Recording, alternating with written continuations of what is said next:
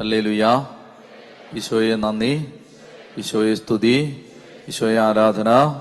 ഹല്ലേലൂയാ, ഹല്ലേലൂയാ. ഞാൻ price the Lord എന്ന് പറയും. അപ്പൊ നിങ്ങൾ എന്നാ മറുപടി പറയണ്ടേ? ഹല്ലേലൂയ എന്ന് മറുപടി പറയണം. അങ്ങനെയാണത്. പ്രൈസ് ദി ലോർഡ് എന്ന് പറയുമ്പോൾ പ്രൈസ് ദി ലോർഡ് എന്ന് തിരിച്ചു. പ്രൈസ് ദി ലോർഡ് എന്ന് പറഞ്ഞാൽ എന്താ? ദൈവത്തെ സ്തുതിക്കാന്നല്ലേ? Praise, kindly praise the Lord എന്നാണ് അത് പറയുന്നത്. അപ്പൊ നിങ്ങൾ തിരിച്ച് വീണ്ടും എന്നോട് പ്രൈസ് ദി ലോർഡ് അച്ഛനങ്ങ് സൂചിച്ചോളാം അങ്ങനല്ലല്ലോ പറയണ്ടേ. പ്രൈസ് ദി ലോർഡ് എന്ന് പറയുമ്പോൾ നിങ്ങൾ എന്നാ പറയണ്ടേ? Praise the Lord. അതാണ് അതിന്റെ കറക്റ്റ് രീതി. മനസ്സിലായോ? പ്രൈസ് ദി ലോർഡ് എന്ന് പറയുമ്പോൾ തിരിച്ചിനി മേലെ പ്രൈസ് ദി ലോർഡ് പറഞ്ഞേക്കരുത്. പ്രൈസ് ദി ലോർഡ് എന്ന് പറഞ്ഞാൽ praise the Lord, praise the Lord. Very good. ഞാൻ ആരാധനയുടെ ശരീരഭാഷയെ കുറിച്ചാണ് പറഞ്ഞു. അപ്പോൾ കൈ ഉയർത്തി, കൈ ഉയർത്തിക്കേ, കൈ ഉയർത്തി. കൈ കൈ ഇങ്ങനെ ഉയർത്തണ്ടേ, മറന്നുപോയി. കൈ ഉയർത്തി, കൈ വിരിച്ച്, ശിരസ് നമിച്ച്, മുട്ടുകുത്തി. ഇപ്പൊ മുട്ടുകുത്തണ്ട, സാഷ്ടാംഗം പ്രണമിച്ച്, കൈ അടിച്ച്, പിന്നെന്താണ് ഒന്നൂറുണ്ട്, നൃത്തം ചെയ്ത്. ഇങ്ങനെയാണ് ദൈവത്തെ ആരാധിക്കുന്നത്. അപ്പൊ നമ്മൾ ശരീരം കൊണ്ട് ദൈവത്തെ ആരാധിക്കും അല്പസമയം കഴിഞ്ഞിട്ട്. ഇനി ശരീരം കൊണ്ട് ദൈവത്തെ ആരാധിക്കുമ്പോൾ അത് മാത്രമായില്ല. സമറിയാക്കാരിയോട് സംസാരിക്കുന്ന സമയത്ത് ഈശോമിശിഹാ പറഞ്ഞു, എടുക്കാം യോഹന്നാന്റെ സുവിശേഷത്തിൽ, യോഹന്നാൻ സുവിശേഷം 4-ാം അധ്യായത്തിൽ സമറിയാക്കാരിയോട് സംസാരിക്കുമ്പോൾ കർത്താവ് ഈശോമിശിഹാ പറയുകയാണ്, ഈ മലയിലോ ആ മലയിലോ ദൈവത്തെ ആരാധിക്കുന്ന കാലം കഴിഞ്ഞു. എന്നാൽ ഇനി ദൈവത്തെ ആരാധിക്കുന്നവർ ദൈവത്തെ ആരാധിക്കേണ്ടത് ആത്മാവിലും സത്യത്തിലുമാണ്. യോഹന്നാന്റെ സുവിശേഷം 4-ാം അധ്യായം, യോഹന്നാന്റെ സുവിശേഷം 4-ാം അധ്യായം 21 മുതലുള്ള വാക്യങ്ങൾ ഉച്ചത്തി വായിക്ക്. John chapter 4 verse 21. യേശു പറഞ്ഞു, സ്ത്രീയെ, എന്നിൽ വിശ്വസിക്കുക. ഈ മലയിലോ ജെറുസലേമിലോ നിങ്ങൾ പിതാവിനെ ആരാധിക്കാത്ത സമയം വരുന്നു. നിങ്ങൾ അറിയാത്തതിനെ ആരാധിക്കുന്നു, ഞങ്ങൾ അറിയുന്നതിനെ ആരാധിക്കുന്നു. എന്തെന്നാൽ രക്ഷ യഹൂദരിൽ നിന്നാണ്. എന്നാൽ യഥാർത്ഥ ആരാധകർ ആത്മാവിലും സത്യത്തിലും പിതാവിനെ ആരാധിക്കുന്ന സമയം വരുന്നു, അല്ല, അത് ഇപ്പോൾ തന്നെയാണ്. യഥാർത്ഥത്തിൽ അങ്ങനെയുള്ള ആരാധകരെ തന്നെയാണ് പിതാവ് അന്വേഷിക്കുന്നത്. ദൈവം ആത്മാവാണ്, അവിടുത്തെ ആരാധിക്കുന്നവർ ആത്മാവിലും സത്യത്തിലുമാണ്. ദൈവം ആത്മാവാണ്, അവിടുത്തെ ആരാധിക്കുന്നവർ ആത്മാവിലും സത്യത്തിലുമാണ് ദൈവത്തെ ആരാധിക്കേണ്ടത്. അപ്പൊ എന്താണ് ഇതിന്റെ അർത്ഥം? എന്താണ് ആത്മാവിലും സത്യത്തിലുമുള്ള ആരാധന? യഥാർത്ഥ ആരാധന, അതായത് ശരീരം കൊണ്ട് നമ്മൾ ദൈവത്തെ ആരാധിക്കുമ്പോൾ, മനസ്സുകൊണ്ട് ദൈവത്തെ ആരാധിക്കുമ്പോൾ, ചിന്ത കൊണ്ട് ദൈവത്തെ ആരാധിക്കുമ്പോഴൊക്കെ ഹൃദയം ആ ആരാധനയിൽ ഇല്ലാതിരിക്കാൻ സാധ്യതയുണ്ട്. അതായത് ഞാൻ ഇങ്ങനെ കൈ ഉയർത്തി പിടിച്ചിരിക്കുന്നു, അതൊരു ബോഡി ലാംഗ്വേജ് മാത്രമായിട്ട് മാറാം. ഹൃദയം ആ ആരാധനയിൽ വരണം. അതാണ് അതിന്റെ ഒന്നാമത്തെ അർത്ഥം. ഇത് മനസ്സിലാക്കാൻ നമ്മൾ ബൈബിളിൽ ആദ്യമായി ആരാധന എന്ന വാക്ക് ഉപയോഗിക്കുന്നത് ഉൽപ്പത്തി പുസ്തകം 22-ാമത്തെ അധ്യായത്തിലാണ്. First time in Bible the word worship is used in Genesis chapter 22. എടുക്കാമോ? ഉൽപ്പത്തി പുസ്തകം 22-ലാണ്. അത് യഥാർത്ഥ ആരാധന എന്താണെന്ന് മനസ്സിലാക്കാൻ അത് നമ്മളെ സഹായിക്കും. ഉൽപ്പത്തി പുസ്തകം 22-ൽ അബ്രഹാം ഇസഹാക്കിനെ ബലി കഴിക്കാനായി പോകുന്ന ആ ഭാഗത്ത് അബ്രാഹം പറയുന്ന ഒരു വാചകത്തിലാണ് ആദ്യമായി ബൈബിളിൽ ആരാധന എന്ന വാക്ക് പ്രത്യക്ഷപ്പെടുന്നത്. വായിക്കാമോ? 1 മുതൽ വായിക്കാം. പിന്നീടൊരിക്കൽ ദൈവം അബ്രാഹത്തെ പരീക്ഷിച്ചു. അബ്രാഹം അവിടുന്ന് വിളിച്ചു, ഇതാ ഞാൻ, അവൻ വിളി കേട്ടു. നീ സ്നേഹിക്കുന്ന നിന്റെ ഏക മകൻ ഇസഹാക്കിനെയും കൂട്ടിക്കൊണ്ട് മോറിയാദേശത്തേക്ക് പോവുക. അവിടെ ഞാൻ കാണിച്ചു തരുന്ന മലമുകളിൽ നീ അവനെ എനിക്ക് ഒരു ദഹന ബലിയായി അർപ്പിക്കണം. അബ്രാഹാം അതിരാവിലെ എഴുന്നേറ്റ് കഴുതയ്ക്ക് ജീനിയിട്ട് 2 വേലക്കാരെയും മകൻ ഇസഹാക്കിനെയും കൂട്ടി ബലിക്കു വേണ്ട വിറകും കീറിയെടുത്ത് ദൈവം പറഞ്ഞ സ്ഥലത്തേക്ക് പുറപ്പെട്ടു. 3-ാം ദിവസം അവൻ തല ഉയർത്തി നോക്കിയപ്പോൾ അകലെ ആ സ്ഥലം കണ്ടു. അവൻ വേലക്കാരോട് പറഞ്ഞു, കഴുതയുമായി നിങ്ങൾ ഇവിടെ നിൽക്കുക, ഞാനും മകനും അവിടെ പോയി ആരാധിച്ച് തിരിച്ചു വരാം. ഇതാണ് ബൈബിളിൽ ആദ്യമായി ആരാധന എന്ന വാക്ക് പ്രത്യക്ഷപ്പെടുന്ന ഭാഗം. നിങ്ങൾ ഇവിടെ നിൽക്കുക. ആരോടാണ് ഈ പറഞ്ഞത്? വേലക്കാരോടാണ് പറഞ്ഞത്. നിങ്ങൾ ഇവിടെ നിൽക്കുക, ഞാനും എൻ്റെ മകനും ആ മലയിൽ പോയി ദൈവത്തെ ആരാധിച്ചിട്ട് തിരിച്ചു വരാം. ശ്രദ്ധിക്കുക, ഈ മലയുടെ പ്രത്യേകത. ഈ മല ഏത് മലയാണിത്? മോറിയ മല. അതേ മോറിയ മലയിൽ മറ്റൊരു ഭാഗത്താണ് കാൽവരി കുരിശ് ഉയർന്നത്. അത് നിങ്ങൾക്കറിയാലോ. ഇത് രണ്ടും ഒരേ മലയാണ്. നൂറ്റാണ്ടുകൾക്ക് ശേഷം കാൽവരിയിൽ കുരിശ് ഉയർന്നത് ഏതാണ്ട് ഇതേ മലയിലാണ്. ഈ മലയുടെ മറ്റൊരു ഭാഗത്താണ്. ഈ മല തന്നെയാണ്. അപ്പോൾ ശ്രദ്ധിച്ചു കേൾക്കുക. ദൈവത്തെ ഞാനും എൻ്റെ മകനും പോയി അവിടെ പോയി ആരാധിച്ചിട്ട് തിരിച്ചു വരാം. ആ മല ചൂണ്ടിക്കാണിച്ചു. ആ മലയിലാണ് നൂറ്റാണ്ടുകൾക്ക് ശേഷം യഥാർത്ഥ ആരാധനയായ ബലിയർപ്പണം, കാൽവരിയിലെ കുരിശു മരണം നടന്നത്. ഇത് പ്രവചനത്തിന്റെ ആത്മാവിൽ അബ്രാഹാം പ്രവചിച്ച് പറയുന്നതാണ്. അതായത് ഞാനും എൻ്റെ മകനും അവിടെ പോയി ആരാധിച്ചിട്ട് തിരിച്ചു വരാം. നമ്മൾ ചോദിക്കുകയാണ്, അബ്രഹാം, അങ്ങിത് പറയുമ്പോൾ എന്തായിരുന്നു അങ്ങയുടെ മനസ്സിൽ ആരാധന? അങ്ങ് പറഞ്ഞില്ലേ ഞാനും എൻ്റെ മകനും പോയി അവിടെ പോയി ആരാധിച്ചിട്ട് തിരിച്ചു വരാം. അബ്രഹാം, അങ്ങിത് പറയുമ്പോൾ എന്തായിരുന്നു അങ്ങയുടെ മനസ്സിൽ ആരാധന എന്ന വാക്കിന്റെ അർത്ഥം? ആരാധന എന്ന വാക്കിന്റെ അർത്ഥം എന്തായിരുന്നു എന്ന് അബ്രാഹത്തോട് നമ്മൾ ചോദിച്ചാൽ, മലമുകളിലേക്ക് പോയി മകനെ ബലി കഴിക്കാനായി പോകുന്ന അബ്രാഹത്തെ സംബന്ധിച്ച് ഇവിടെ മലമുകളിൽ നടക്കാൻ പോകുന്ന പ്രവൃത്തി അബ്രാഹാമിനെ സംബന്ധിച്ച് യഥാർത്ഥത്തിൽ എന്താണ്?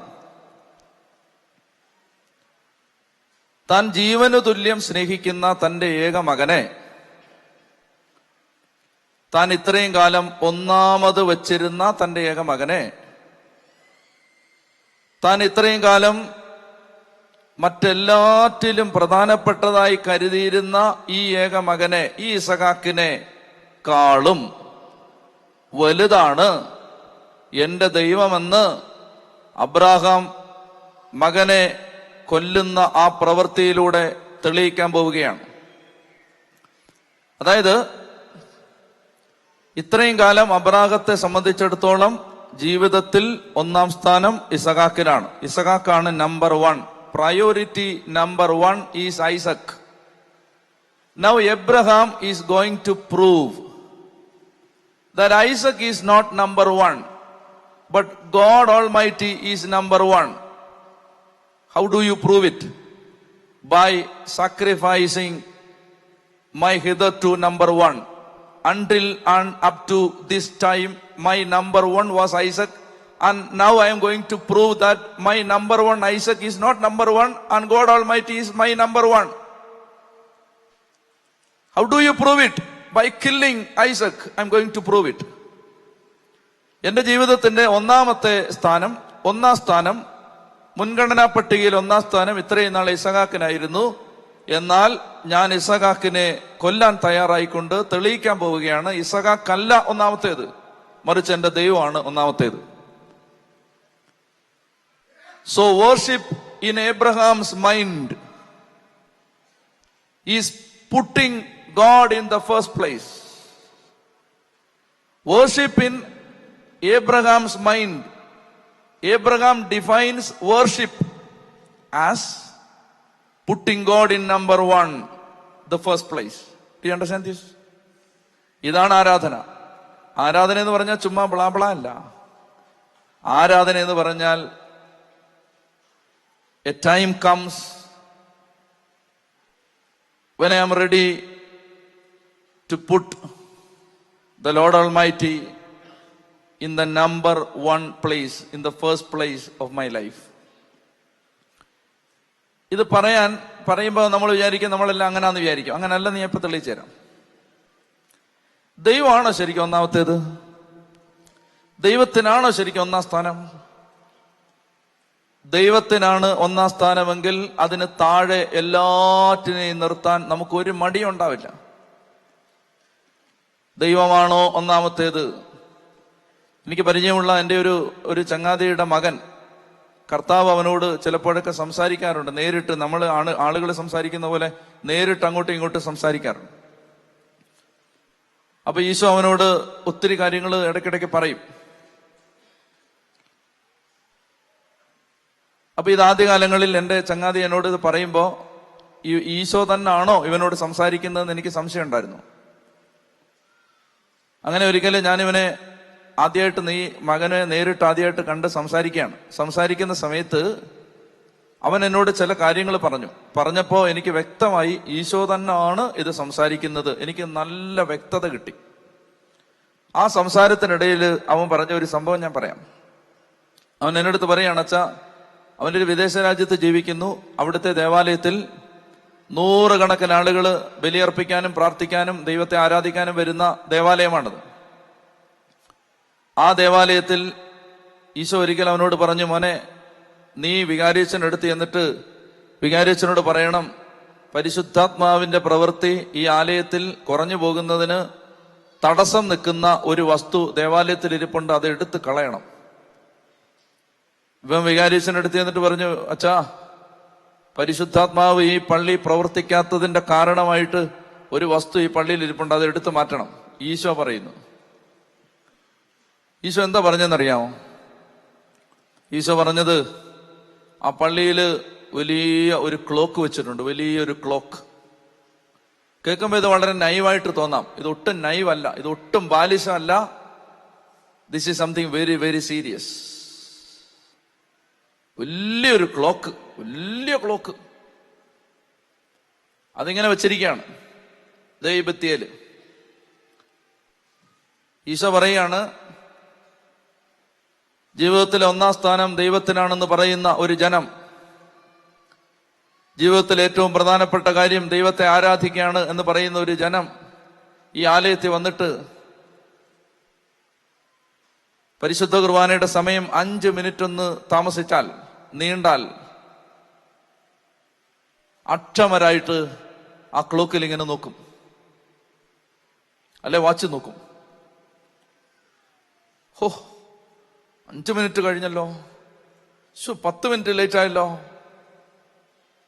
ശ്രദ്ധിക്കണേ, കർത്താവ് പറയാണ്, എന്നെ നടുക്കി കളഞ്ഞു ഇത്. കർത്താവ് പറയാണ്,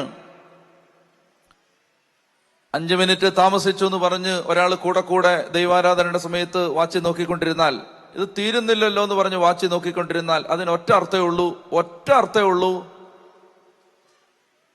ഈ വ്യക്തിക്ക് ഇതിനേക്കാൾ പ്രധാനപ്പെട്ട എന്തോ ഒന്ന് വെളിയിലുണ്ട്.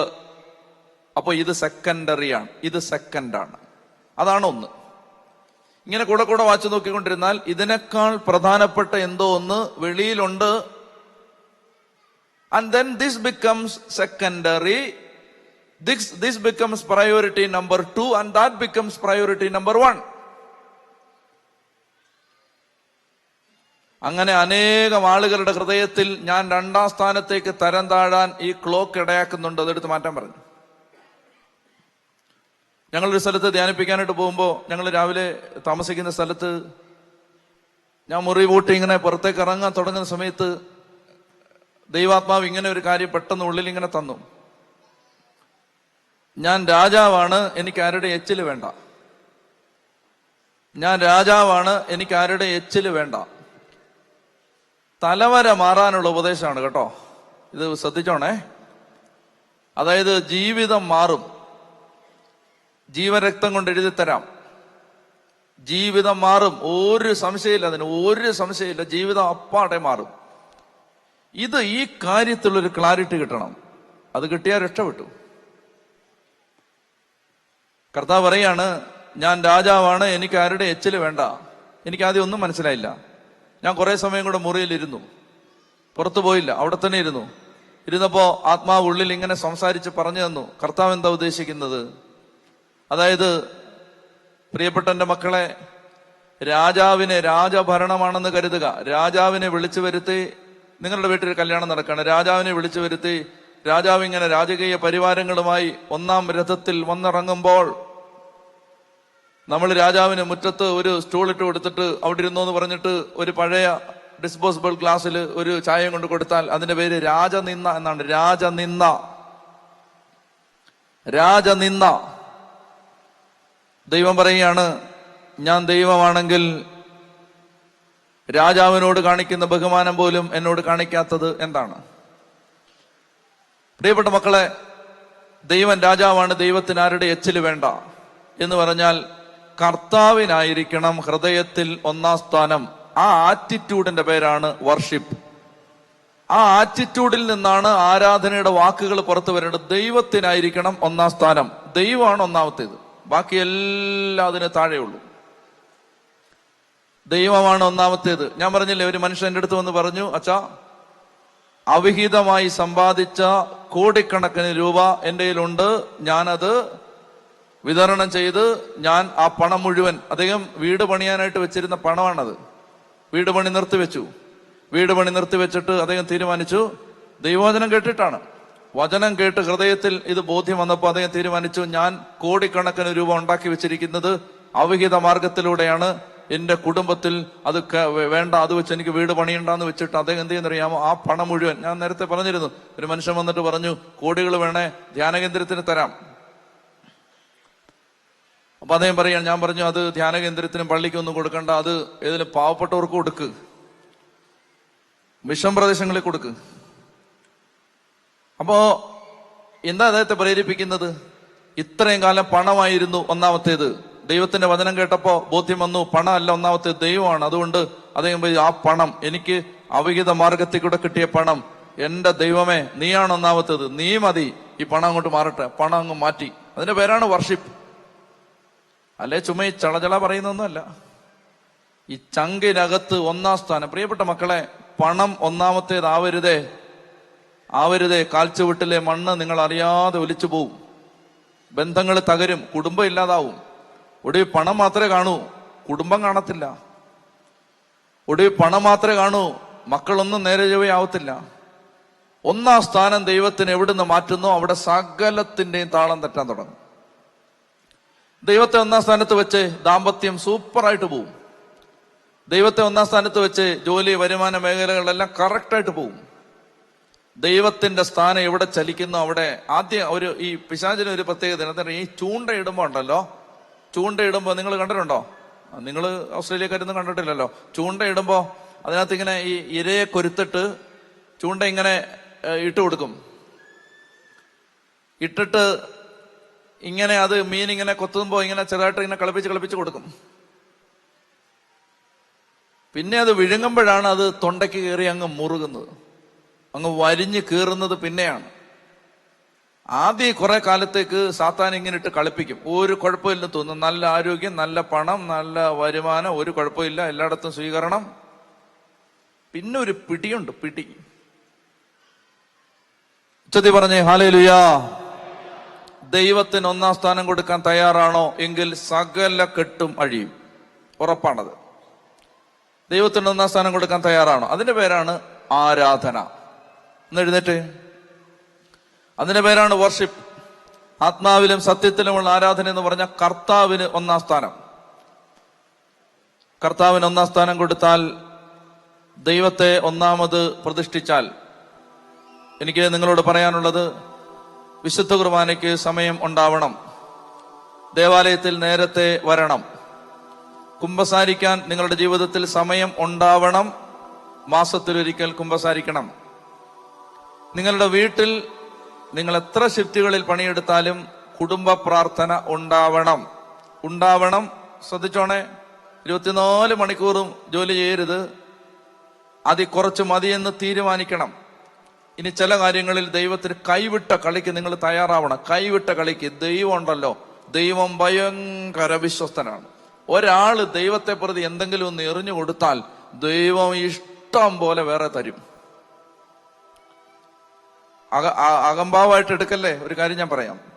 ഞാൻ കോളേജിൽ പഠിപ്പിച്ചുകൊണ്ടിരുന്ന സമയത്ത്, കോളേജിൽ നിന്ന് പുറത്തിറങ്ങുന്ന സമയത്ത് എനിക്ക് ആകെ കൂടെ എന്തെങ്കിലും ബുദ്ധിമുട്ടുണ്ടായിരുന്നെങ്കിൽ അത് ഇത്രയേ ഉള്ളൂ, എനിക്ക് കുറെ സ്റ്റുഡൻസിനെ നഷ്ടപ്പെടുമല്ലോ എന്നുള്ളതായിരുന്നു. കോളേജ് അധ്യാപനം കഴിഞ്ഞ് അവിടുന്ന് പുറത്തിറങ്ങി സുവിശേഷ വേലയ്ക്ക് വേണ്ടി മുഴുവൻ സമയം ഇറങ്ങുമ്പോൾ എന്റെ മനസ്സിൽ ആകെ കൂടി എന്തെങ്കിലും സങ്കടം ഉണ്ടായിരുന്നെങ്കിൽ എനിക്ക് എന്റെ പിള്ളേരെ മിസ് ചെയ്യും എന്നുള്ളതായിരുന്നു. ഒത്തിരി നല്ല സ്റ്റുഡൻസ് ഉണ്ടായിരുന്നു എനിക്ക്. അപ്പൊ അതായിരുന്നു എന്റെ ആകെയുള്ള സങ്കടം. ആകെയുള്ളൊരു സങ്കടം എന്താണ്? എൻ്റെ കുറെ വിദ്യാർത്ഥികളെ എനിക്ക് പോകും. അത് ഞാൻ കളഞ്ഞു. 3 കൊല്ലമായി കളഞ്ഞിട്ട്. ഇന്നെനിക്ക് ലോകത്തിന്റെ നാനാഭാഗത്ത് ആയിരക്കണക്കിന് വിദ്യാർത്ഥികളുണ്ട്. ഇതാണ് ദൈവത്തിന്റെ വിശ്വസ്തത. 50 പിള്ളേരെ ഞാൻ കളഞ്ഞുള്ളൂ, എനിക്ക് 50,000 പിള്ളേരെ ദൈവം തന്നു. ഇതാണ് ദൈവത്തിന്റെ വിശ്വസ്തത എന്ന് പറഞ്ഞാൽ, ഒരു കാര്യം കർത്താവിന് വേണ്ടി നമ്മൾ കളയാൻ തയ്യാറായാൽ, വലിച്ചെറിയാൻ തയ്യാറായാൽ, ദൈവം അതിന്റെ 10 ഇരട്ടി നമുക്ക് തരും. ചൊല്ലി പറഞ്ഞേ ഹല്ലേലൂയാ. അപ്പോ ഇപ്പൊ ഈ ഈശോയുടെ മുമ്പിൽ നിൽക്കുമ്പോ പ്രിയപ്പെട്ട മക്കളെ, പണം കയറി വിഗ്രഹമായിട്ടുണ്ടെങ്കിൽ തീരുമാനം എടുക്കണം. ജഡം കയറി വിഗ്രഹമായിട്ടുണ്ടെങ്കിൽ തീരുമാനം എടുക്കണം. ബന്ധങ്ങൾ കയറി വിഗ്രഹമായിട്ടുണ്ടെങ്കിൽ തീരുമാനം എടുക്കണം. ജോലി കയറി അങ്ങ് വിഗ്രഹമായിട്ടുണ്ടെങ്കിൽ തീരുമാനം എടുക്കണം. നിനക്ക് ആവശ്യമുള്ളതെല്ലാം കർത്താവ് തന്നിരിക്കും. ദൈവത്തിന് വേണ്ടി, ഒരു കാര്യം ഞാൻ പറയാം, ദൈവത്തിന് വേണ്ടി, ദൈവത്തെ 1-ാം സ്ഥാനത്ത് നിർത്താൻ വേണ്ടി നീ എന്തെങ്കിലും കളഞ്ഞിട്ട് നിനക്ക് ദാരിദ്ര്യമാണെങ്കിൽ നിനക്ക് ഞാൻ ചെലവിന് തന്നോളാം. ഇത് കൂടുതൽ ആര് പറയും? ദൈവത്തിന് വേണ്ടി എന്തെങ്കിലും കളഞ്ഞിട്ട് നിനക്ക് പട്ടിണിയാണെങ്കിൽ, നിന്റെ മക്കളെ പഠിപ്പിക്കാൻ നിവൃത്തിയില്ലെങ്കിൽ, മൗണ്ട് കാർമൽ ധ്യാന കേന്ദ്രം നിന്റെ മക്കളെ പഠിപ്പിച്ചിരിക്കും. ഒരു സംശയമില്ല, ഒരു സംശയമില്ല. അങ്ങനെ പറയാൻ എനിക്ക് എന്താ ബലമെന്ന് ഞാൻ പറയട്ടെ. ദൈവത്തിന് വേണ്ടി ഒരാൾ എന്തെങ്കിലും കളഞ്ഞാൽ അവനെ നോക്കേണ്ട ബാധ്യത ദൈവത്തിന്റെയാണ്. ദൈവം നോക്കിക്കൊള്ളും, ഞാൻ നോക്കേണ്ട വരില്ല, എനിക്ക് ഉറപ്പാത്. ചൊല്ലി പറഞ്ഞേ ഹല്ലേലൂയാ, ഹല്ലേലൂയാ. പ്രിയപ്പെട്ട മക്കളെ, ഈ ബോധ്യത്തോടെ ആരാധിക്കാമോ? ഇപ്പൊ കെട്ടഴിയും, ഇപ്പൊ തടസ്സം മാറും. നീ നോക്കിക്കോ, നാളെ നിനക്ക് നല്ല വാർത്ത കേൾക്കാൻ പറ്റും. കർത്താവെ, ജീവിതത്തിൽ അങ്ങേക്കായിരിക്കും 1-ാം സ്ഥാനം. കൂട്ടുകാർക്കല്ല, മദ്യത്തിനല്ല, സമ്പത്തിനല്ല, സൗന്ദര്യത്തിനല്ല, അറിവിനല്ല, ഞാനെന്ന ഭാവത്തിനല്ല. ദൈവത്തെക്കാളും വലുത് ചിലര് താനാണ്, അതിനല്ല. കർത്താവായിരിക്കും 1-ാമത്തേത്. ദൈവത്തിന് വേണ്ടി എന്തും സഹിക്കും, എന്തും വിട്ടുകൊടുക്കും, എന്തും ചെയ്യാൻ ഞാൻ തയ്യാറാണ്. നീ ആയിരിക്കും നമ്പർ 1. എന്റെ ഇസഹാക്കിനെ ഞാൻ കൊല്ലാൻ തയ്യാറാണ്. കരങ്ങൾ ഉയർത്തിക്കേ. അങ്ങനെ ഒരു 10 പേര് ഇപ്പൊ ദൈവത്തെ ആരാധിച്ചാൽ, പ്രിയമക്കളെ, ആ കുടുംബങ്ങളുടെ ചരിത്രം വ്യത്യസ്തമായി മാറും. നന്നായിട്ട് കൈ നീട്ടിപ്പിടിച്ച് ഈശോയുടെ സന്നിധിയിലേക്ക് നന്നായിട്ട് കരങ്ങൾ നീട്ടിപ്പിടിച്ചേ. ഇനി ഒന്ന് സ്തുതിച്ചേ. ഹല്ലേലൂയാ, ഹല്ലേലൂയാ, ഹല്ലേലൂയാ. ശക്തിയോടെ സ്തുതിക്കട്ടെ. പരിശുദ്ധാത്മാവിന്റെ അഭിഷേക ശക്തി കൂട്ടായ്മ മുഴുവൻ വന്ന് നിറയണമേ എന്ന് ഇപ്പോൾ പ്രാർത്ഥിക്കുന്നു ഈശോയെ. അവിടുത്തെ പരിശുദ്ധ കുർബാനയിൽ നിന്ന് ഇപ്പോൾ ശക്തി അയക്കണേ എന്ന് പ്രാർത്ഥിക്കുന്നു ഈശോയെ. ഈ നിമിഷം അവിടുത്തെ ശക്തി ഈ മക്കളുടെ മേൽ വന്ന് നിറയണമേ എന്ന് പ്രാർത്ഥിക്കുന്നു ഈശോയെ. ആരാധിക്കാൻ കൃപ നിറയട്ടെ എന്ന് പ്രാർത്ഥിക്കുന്നു. എല്ലാം വിട്ടുകൊടുക്കാൻ കൃപ നിറയട്ടെ എന്ന് പ്രാർത്ഥിക്കുന്നു. ജോലി, പണം, ദൈവം, വരുമാന മാർഗങ്ങൾ, ദൈവമേ, ഇതെല്ലാം ദൈവമായി മാറുന്ന, വരുമാനം ദൈവമായി മാറുന്ന, ജോലി ദൈവമായി മാറുന്ന എല്ലാ സാഹചര്യങ്ങളും മാറിപ്പോട്ടെ എന്ന് പ്രാർത്ഥിക്കുന്നു. ദൈവമേ, അവിടുത്തെ പരിശുദ്ധാത്മാവ് നിറയട്ടെ എന്ന് പ്രാർത്ഥിക്കുന്നു. കരങ്ങളടിച്ച്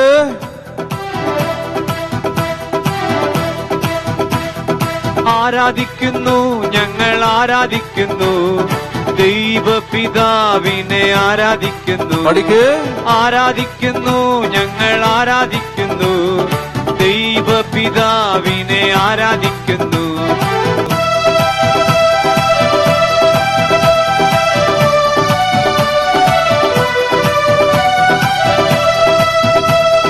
സൃഷ്ടികളെല്ലാം സൃഷ്ടാവിനെ ആരാധിച്ചിടുവിൻ. ഭൂവാസികളെ ദൈവപുത്രനെ ആരാധിച്ചിടുവിൻ. അവനല്ലോ ഏകരക്ഷകൻ, അവനല്ലോ ഏകനായകൻ, അവനല്ലോ ജീവദായകൻ, അവനല്ലോ തിരുവോസ്തിരു.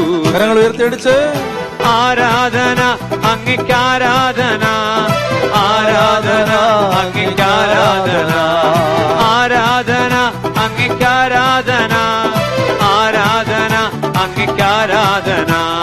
ഹല്ലേലൂയ, ആമേൻ, ഹല്ലേലൂയ, ഹല്ലേലൂയ, ആമേൻ, ഹല്ലേലൂയ. പരിശുദ്ധ പരമദിവ്യകാരുണ്യത്തിന് എന്നേരവും ആരാധനയും സ്തുതിയും പുകഴ്ചയും ഉണ്ടായിരിക്കട്ടെ. ശാന്തമായിരിക്കാം. കർത്താവിനെ ആരാധിക്കുമ്പോൾ, ദൈവാരാധനയുടെ സമയത്ത് നമുക്ക് ഏറ്റവും കൂടുതൽ ആരാധനയെക്കുറിച്ച് മാതൃക കിട്ടുന്നത് പഴയ നിയമത്തിലെ ആരാധനയിൽ നിന്നാണ്. ദൈവത്തെ എങ്ങനെയാണ് ആരാധിക്കേണ്ടതെന്ന് പഴയ നിയമ ജനതയെ ആരാണ് പഠിപ്പിച്ചത്? നിങ്ങൾക്ക് എന്ത് തോന്നുന്നു? ദൈവത്തെ ആരാധിക്കേണ്ടത് എങ്ങനെയാണെന്ന് പഴയ നിയമ ജനതയെ ആരാണ് പഠിപ്പിച്ചത്? ആരാ പഠിപ്പിച്ചേ? വലിയൊരു മിസ് കോൺസെപ്റ്റ്, വലിയൊരു മിസ്അണ്ടർസ്റ്റാൻഡിങ് തിരുത്തണം. അത് തിരുത്തണം. ഒരു 2-3 മിനിറ്റ് നന്നായിട്ട് ശ്രദ്ധിക്കണം. അതായത് പ്രാർത്ഥനയും ആരാധനയും തമ്മിൽ വ്യത്യാസമുണ്ട്. Prayer is one thing and worship is yet another thing. പ്രാർത്ഥന ഒന്ന്, ആരാധന വേറൊന്ന്. എന്താണ് പ്രാർത്ഥന? പ്രാർത്ഥനയിൽ പ്രാർത്ഥിക്കുന്നവന്റെ ഇഷ്ടമാണ് പ്രധാനം. അതായത് ഞാൻ പ്രാർത്ഥിക്കുകയാണ്, ഞാൻ പ്രാർത്ഥിക്കുമ്പോൾ എനിക്കിഷ്ടമുള്ള പോലെ എനിക്ക് പ്രാർത്ഥിക്കാം. ആരാധനയിൽ ആരാധിക്കുന്നവന്റെ ഇഷ്ടമല്ല പ്രധാനം, ആരെയാണോ ആരാധിക്കുന്നത് അവന്റെ ഇഷ്ടമാണ് പ്രധാനം. ഉദാഹരണത്തിന് ബൈബിളിലെ ആദ്യത്തെ ബലി അർപ്പിച്ചത് ആരാണ്? കായേനും ആബേലും. കായേന്റെ ബലി ദൈവം സ്വീകരിച്ചില്ല, ആബേലിന്റെ ബലി ദൈവം സ്വീകരിച്ചു. ആണല്ലോ. എന്താ കാര്യം? കാര്യങ്ങളെക്കുറിച്ച് ബൈബിൾ വ്യക്തത നൽകുന്നില്ല. അതിനെക്കുറിച്ച് നമുക്ക് പല വ്യാഖ്യാനങ്ങളും പറയാം. അതില് എനിക്ക് തോന്നുന്നു ഈ പശ്ചാത്തലത്തിൽ ദൈവം ആഗ്രഹിച്ചതാവില്ല കായേൻ അർപ്പിച്ചത്. കായേൻ ഇഷ്ടമുള്ളതല്ല കായേൻ അർപ്പിക്കേണ്ടത്. ദൈവം എന്താണോ അർപ്പിക്കണമെന്ന് ആഗ്രഹിക്കുന്നത് അതാണ് കായേൻ അർപ്പിക്കേണ്ടത്. ദൈവം ആഗ്രഹിക്കാത്തത് അർപ്പിച്ചത് കൊണ്ടാവണം അത് തിരസ്കരിക്കപ്പെട്ടു. നിങ്ങൾ വേഗം ബൈബിൾ എടുത്തേ. ലേവ്യരുടെ പുസ്തകത്തിൽ 9-ാം അധ്യായം എടുക്ക്. അവിടെ നമ്മളെ ഭയപ്പെടുത്തുന്ന ഒരു കാര്യം നമ്മൾ കാണാം. ലേവ്യരുടെ പുസ്തകം 9-ാം അധ്യായത്തിൽ ഈ 12 മുതലുള്ള വാക്യങ്ങള് ഉച്ചത്തി വായിക്കാം. ഒരു കാര്യം ചെയ്തോ, ലേവ്യരുടെ പുസ്തകം 9-ാം അധ്യായത്തിന്റെ 8-ാമത്തെ വാക്യം ആദ്യം വായിക്കുക. അഹറോൻ ബലിപീഠത്തെ സമീപിച്ച് തന്റെ പാപപരിഹാര ബലിക്കുള്ള കാളക്കുട്ടിയെ കൊന്നു. ഇനി 12-ാം വാക്യം വായിക്കേ. അഹറോൻ ദഹനബലിക്കുള്ള മൃഗത്തെയും കൊന്നു. ഇനി 15-ാമത്തെ വാക്യം. അതിനുശേഷം അവൻ ജനങ്ങളുടെ കാഴ്ച സമർപ്പിച്ചു. പാപപരിഹാര ബലിയായി അവർക്ക് വേണ്ടി ഒരു കോലാടിനെ കൊണ്ടുവന്ന് കൊന്നു. 17 വായിച്ചേ. പ്രഭാതത്തിലെ ദഹനബലിക്ക് പുറമെ ധാന്യബലിയും സമർപ്പിച്ചു. അതിൽ നിന്ന് ഒരു കൈനിറയെടുത്ത് ബലിപീഠത്തിൽ വെച്ച് ദഹിപ്പിച്ചു. 18 അഹറോൻ ജനങ്ങൾക്ക് വേണ്ടി സമാധാന ബലിയായി കാളയെയും മുട്ടാടിനെയും കൊന്നു. 21 വായിക്ക്. മോശ കൽപ്പിച്ചിരുന്നത് പോലെ നെഞ്ചും വലത്തെ കുറകും അഹറോൻ കർത്താവിന്റെ സന്നിധിയിൽ നീരാജനം ചെയ്തു. എന്താ ഈ നീരാജനം? വേവ് ഓഫറിംഗ് ആണ്. നീരാജനം എന്ന് പറഞ്ഞാൽ അത് ഇങ്ങനെ എടുത്തുയർത്തി ഇങ്ങനെ സമർപ്പിക്കുന്നതിനാണ് നീരാജനം, വേവ് ഓഫറിംഗ്. അപ്പോ ഇങ്ങോട്ട് നോക്കിയേ.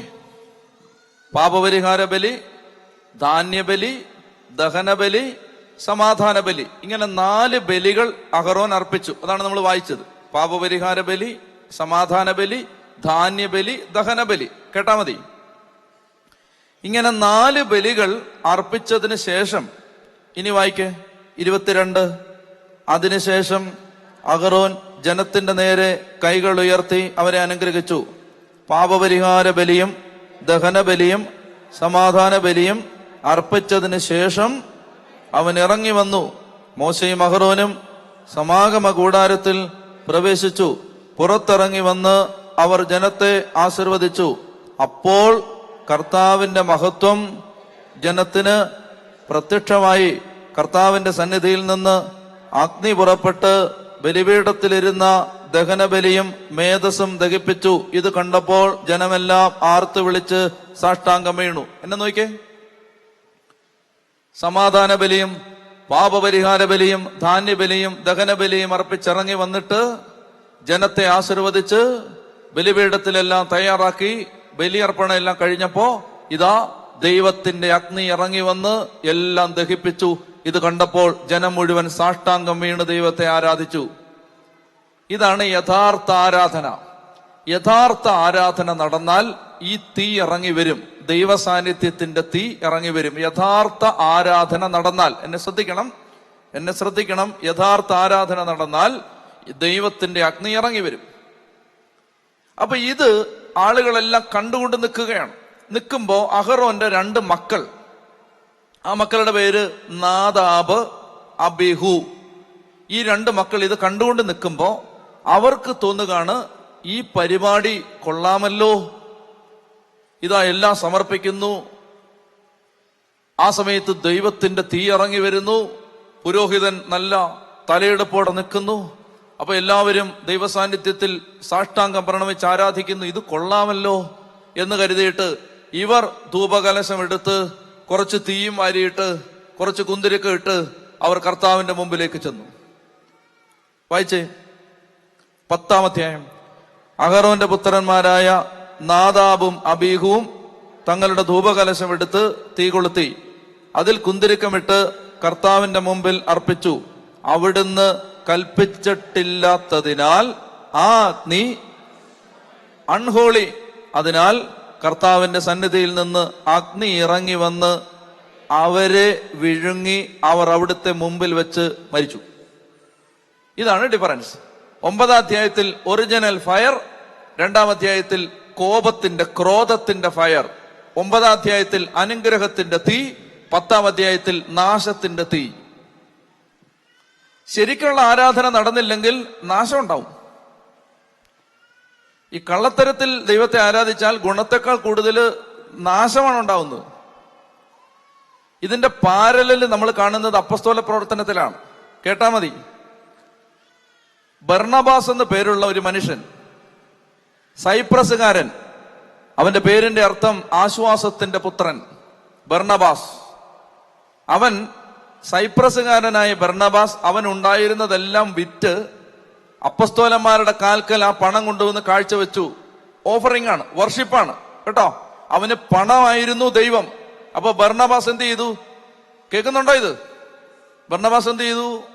ഈ പണം, ആ സമ്പത്ത് മുഴുവൻ വിറ്റ് ആ സമ്പത്ത് കൊണ്ടുവന്ന് അപ്പസ്തോലന്മാരുടെ കാൽക്കൽ വെച്ചിട്ട് പറഞ്ഞു, എനിക്കിനി പണമല്ല ദൈവം, എനിക്ക് കർത്താവാണ് ഒന്നാമത്തേത്, അതുകൊണ്ട് എല്ലാം വിറ്റുതാ തരാന്ന് പറഞ്ഞു. അപ്പൊ ജനത്തിനിടയിൽ ഭയങ്കര സംസാരമായി ഇതെല്ലാം. എല്ലാവരും പറഞ്ഞു, നിങ്ങൾ ശ്രദ്ധിച്ചോ, സൈപ്രസുകാരൻ ബർണബാസ്, ആശ്വാസത്തിന്റെ പുത്രൻ, അവനുണ്ടായിരുന്നതെല്ലാം വിറ്റ് ഇതാ സമർപ്പിച്ചിരിക്കുന്നു. ജനത്തിനിടയിൽ നല്ല സംസാരമായപ്പോ ഒരു ചേട്ടൻ, അദ്ദേഹത്തിന്റെ പേര് അനനിയാസ്, അദ്ദേഹത്തിന്റെ ഭാര്യയുടെ പേര് സബീറ, ചേട്ടനും ചേച്ചിയോടെ പറഞ്ഞു, ദേ ബർണബാസിനെ കുറിച്ച് എല്ലാവരും നല്ലത് പറയാണ്, നമുക്കും വിറ്റാലോ. അങ്ങനെ അവരും വിറ്റു. ബർണബാസ് വിറ്റത് കണ്ടിട്ട് അവരും വിറ്റു. വിറ്റിട്ട് രാത്രിയിൽ അവര് ഒരുമിച്ച് ആലോചിച്ചുകൊണ്ടിരുന്ന സമയത്ത് അവര് പറഞ്ഞു, അപ്പസ്തോലന്മാരുടെ കൈ കൊണ്ടുവന്ന് എല്ലാം കൊടുത്താൽ എങ്ങനാ?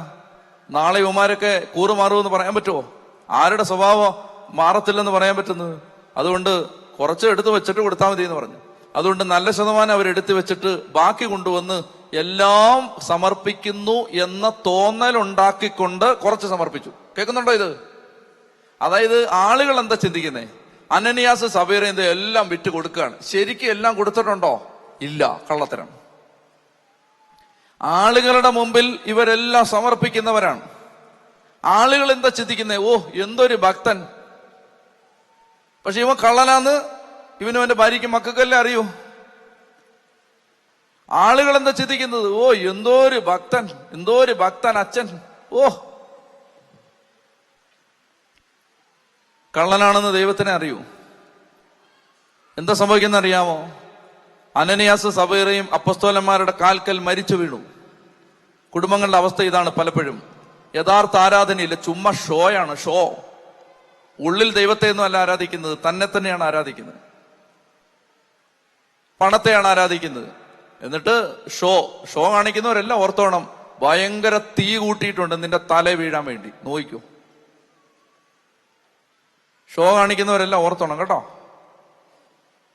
ഉള്ളതുപോലെ 50 ഉള്ളു കർത്താവെ സമർപ്പിക്കാം, 50 ഉള്ളൂ, അല്ലാതെ 100 സമർപ്പിച്ചും പറഞ്ഞ് നിൽക്കരുത്. അതുകൊണ്ട് ആരാധന ശ്രദ്ധിക്കണം. ആരാധന നിനക്ക് തോന്നുന്ന പോലും നടത്താൻ പറ്റില്ല. ആരാധനയ്ക്ക് ദൈവം നിയമം തന്നിട്ടുണ്ട്, ദൈവം തന്ന നിയമങ്ങൾ. അതുകൊണ്ടാണ് ഞാൻ പറഞ്ഞത്, ഫിസിക്കൽ ബോഡി ലാംഗ്വേജ് പറഞ്ഞു തന്നില്ലേ, ഇതൊക്കെ കർത്താവ് പറഞ്ഞു തന്ന കാര്യങ്ങൾ. അതങ്ങനെ ചെയ്യാവൂ, അതങ്ങനെ ചെയ്യാവൂ. അതിന് വ്യത്യാസമൊന്നും വരുത്താൻ പാടില്ല. കർത്താവാണ് ദൈവാരാധനയുടെ നിയമങ്ങൾ പറഞ്ഞു തന്നിരിക്കുക. അങ്ങനെ ദൈവാരാധനയുടെ നിയമങ്ങൾ കർത്താവ് ഇസ്രായേൽ ജനത്തെ പഠിപ്പിച്ചത് സമാഗമ കൂടാരം എന്ന ഒരു കൂടാരം ഉണ്ടാക്കിക്കൊണ്ടാണ്. ആ സമാഗമ കൂടാരത്തിൽ ദൈവത്തെ ആരാധിക്കേണ്ടതിന്റെ നിയമങ്ങൾ ദൈവം കൊടുത്തിരുന്നു. എല്ലാം പറയാൻ നേരമില്ല, കുറച്ച് കാര്യങ്ങൾ നമ്മൾ പരാമർശിച്ചു പോകും. സമാഗമ കൂടാരത്തിൽ ദൈവത്തെ എങ്ങനെയാണ് ആരാധിക്കേണ്ടത്? ആരാധന നമുക്ക് ഇഷ്ടമുള്ളത് ചെയ്യാൻ പറ്റില്ല. അതിന് ആരാധനയുടെ നിയമങ്ങളുണ്ട്. നിയമങ്ങൾ മനസ്സിലായോ? ഉദാഹരണത്തിന് സീറോ മലബാറുകാർ എത്ര പേരുണ്ട്? കൈവക്കുകയും കയ്യാത്തിട്ടെ പാടിക്കോ. സർവാധിപനാം കർത്താവേ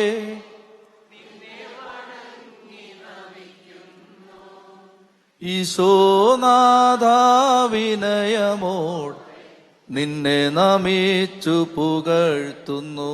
നിങ്ങൾ മാത്രം ഒന്ന് എഴുന്നേറ്റ് നിന്നേ, സീറോ മലബാറുകാര് മാത്രം. എന്നിട്ട് നിങ്ങൾ ഇതിനെന്താണ് നിങ്ങളുടെ ആരാധനയുടെ നിയമം? ഇതിന് സർവാധിപനാം കർത്താവേ എന്ത് ചെയ്യണം? അതിന് വണങ്ങിക്കോണം. പാടിക്കോ. സർവാധിപനാം കർത്താവേ നിന്നെ വണങ്ങി ഈശോനാഥാവിനയമോടെ നിന്നെ നമിച്ചു പുകൾ. ഇരുന്നേ. ഇതിന്റെ ഒരു നിയമമുണ്ട്, മനസ്സിലായോ? അല്ലാതെ സർവാധിപനാം കർത്താവേ നിന്നെ വണങ്ങി അങ്ങനൊന്നും പറ്റില്ല. ആ സമയത്ത് വണങ്ങണം. അതിനൊരു നിയമമുണ്ട്, മനസ്സിലാവുന്നുണ്ടോ? ഈ നിയമം ദൈവം ഇസ്രായേൽ ജനത്തോട് സംസാരിച്ച് കൽപ്പിച്ചു കൊടുത്ത ആ നിയമം അനുസരിച്ച് ആ നിയമം സഭ നമുക്ക് പറഞ്ഞിരിക്കുകയാണ്. ഈ ആരാധനയിൽ ഈ സമയത്ത് ഇങ്ങനെയാണ്, ഈ സമയത്ത് ഇങ്ങനെയാണ് നിങ്ങൾ ആരാധിക്കേണ്ടത്. മലങ്കര ട്രഡീഷൻ ഉള്ളവര്, അതായത് ഓർത്തഡോക്സ്, യാക്കോബായ, മലങ്കര കാത്തലിക്, ആ ട്രഡീഷൻ ഉള്ളവരില്ലെന്ന് കൈവയ്ക്കേ. നിങ്ങളൊന്ന് എഴുന്നേറ്റേ. നിങ്ങൾ എഴുന്നേറ്റേ. അപ്പൊ ആരാധനയ്ക്ക് ഈ സഭാ സമൂഹങ്ങളിൽ ആരാധനയ്ക്ക് നിയമമുണ്ട്. ഉണ്ടല്ലോ? ഉണ്ടോ? ഉണ്ടോ? ഉണ്ട്. അപ്പോ നമ്മള് കർത്താവിനെ ആരാധിക്കുന്ന സമയത്ത് ഇപ്പൊ നമുക്ക് ഇങ്ങനെ ചെയ്യാം. ദൈവമേ നീ പരിശുദ്ധനാകുന്നു. ആ പ്രാർത്ഥന ഞാൻ ചൊല്ലാൻ പോവാണ്. നിങ്ങൾക്ക് ആ സമയത്ത് ആരാധനയുടെ നിയമം നിങ്ങൾ ഓർക്കുന്നുണ്ടെങ്കിൽ ആ സമയത്ത് നിങ്ങൾ ചെയ്തോണം. ദൈവമേ നീ പരിശുദ്ധനാകുന്നു, ബലവാനേ നീ പരിശുദ്ധനാകുന്നു, മരണമില്ലാത്തവനെ നീ പരിശുദ്ധനാകുന്നു. അതാ എനിക്ക് കാണേണ്ടത്. നിങ്ങളിരുന്നേ. അതായത് ദൈവമേ നീ പരിശുദ്ധനാകുന്നു, ബലവാനേ നീ പരിശുദ്ധനാകുന്നു, മരണമില്ലാത്തവനെ നീ പരിശുദ്ധനാകുന്നു, ഞങ്ങൾക്ക് വേണ്ടി ക്രൂശിക്കപ്പെട്ടവനെ. അങ്ങനൊന്നും അല്ലത്. ഞങ്ങൾക്ക് വേണ്ടി ക്രൂശിക്കപ്പെട്ടവനെ. ഇവിടെ കിഴുത്ത വീഴുന്നിന്റെ.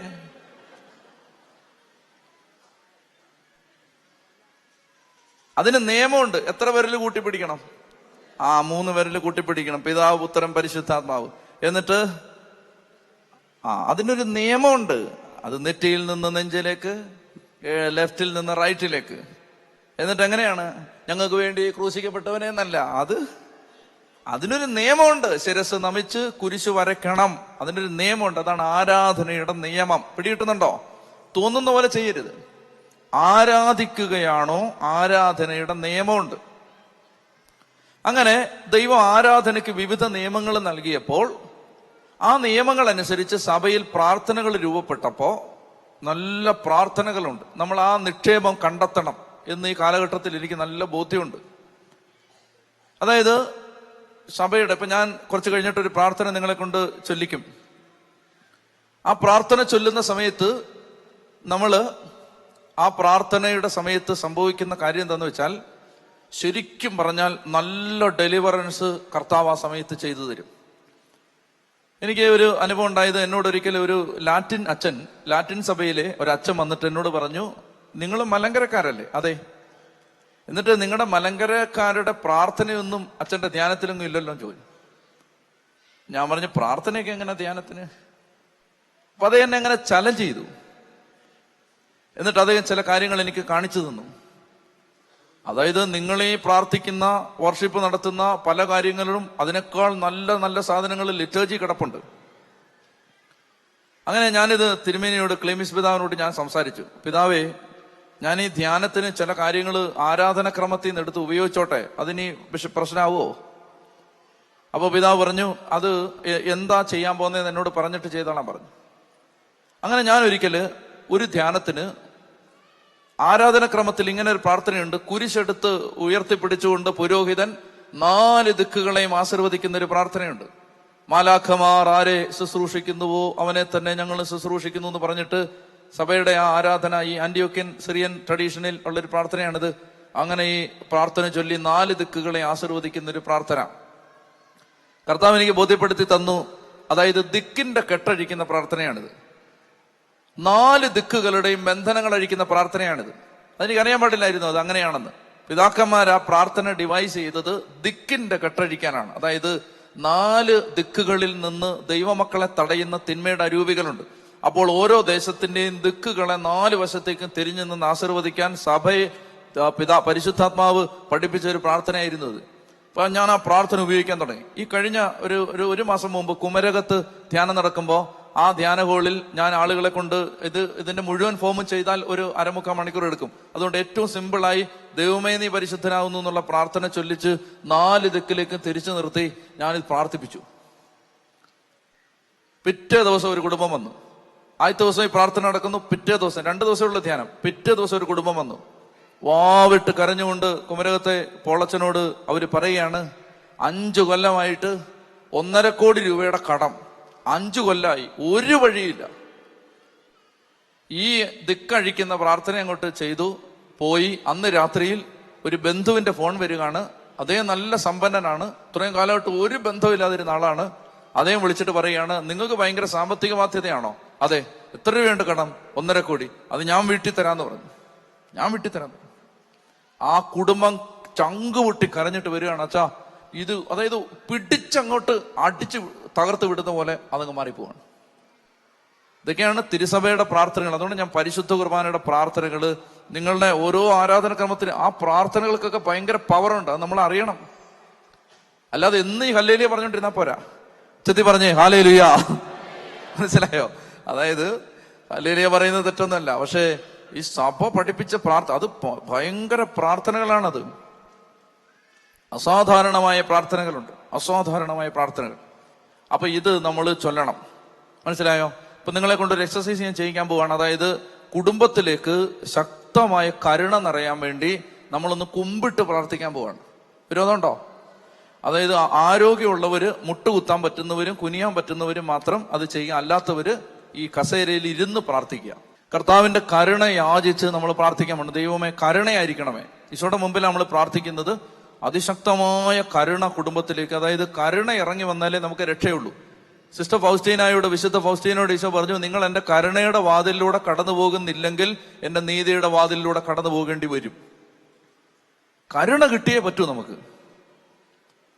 ഒന്ന് കണ്ണടച്ചേ. നമ്മുടെ കുടുംബത്തിൽ കർത്താവിന്റെ കരുണ വന്ന് നിറയാൻ നന്നായിട്ടൊന്ന് ആഗ്രഹിച്ചേ. നിങ്ങൾ വിശുദ്ധ കുർബാനയിൽ കുറിയലായിസോൻ എന്നൊരു പ്രാർത്ഥന കേട്ടോ? അതിന്റെ അർത്ഥം കർത്താവെ ഞങ്ങളോട് കരുണയാവണമേ എന്നാണ്. Lord have Mercy on us.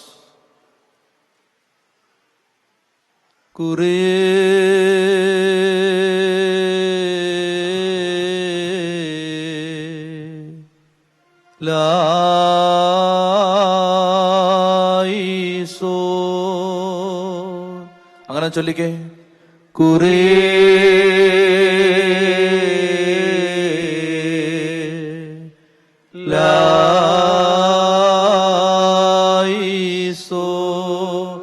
കർത്താവെ ഞങ്ങളോട് കരുണയാവണമേ എന്നുള്ള പ്രാർത്ഥനയാണത്. അത് കണ്ണടച്ച് പ്രാർത്ഥിച്ചേ.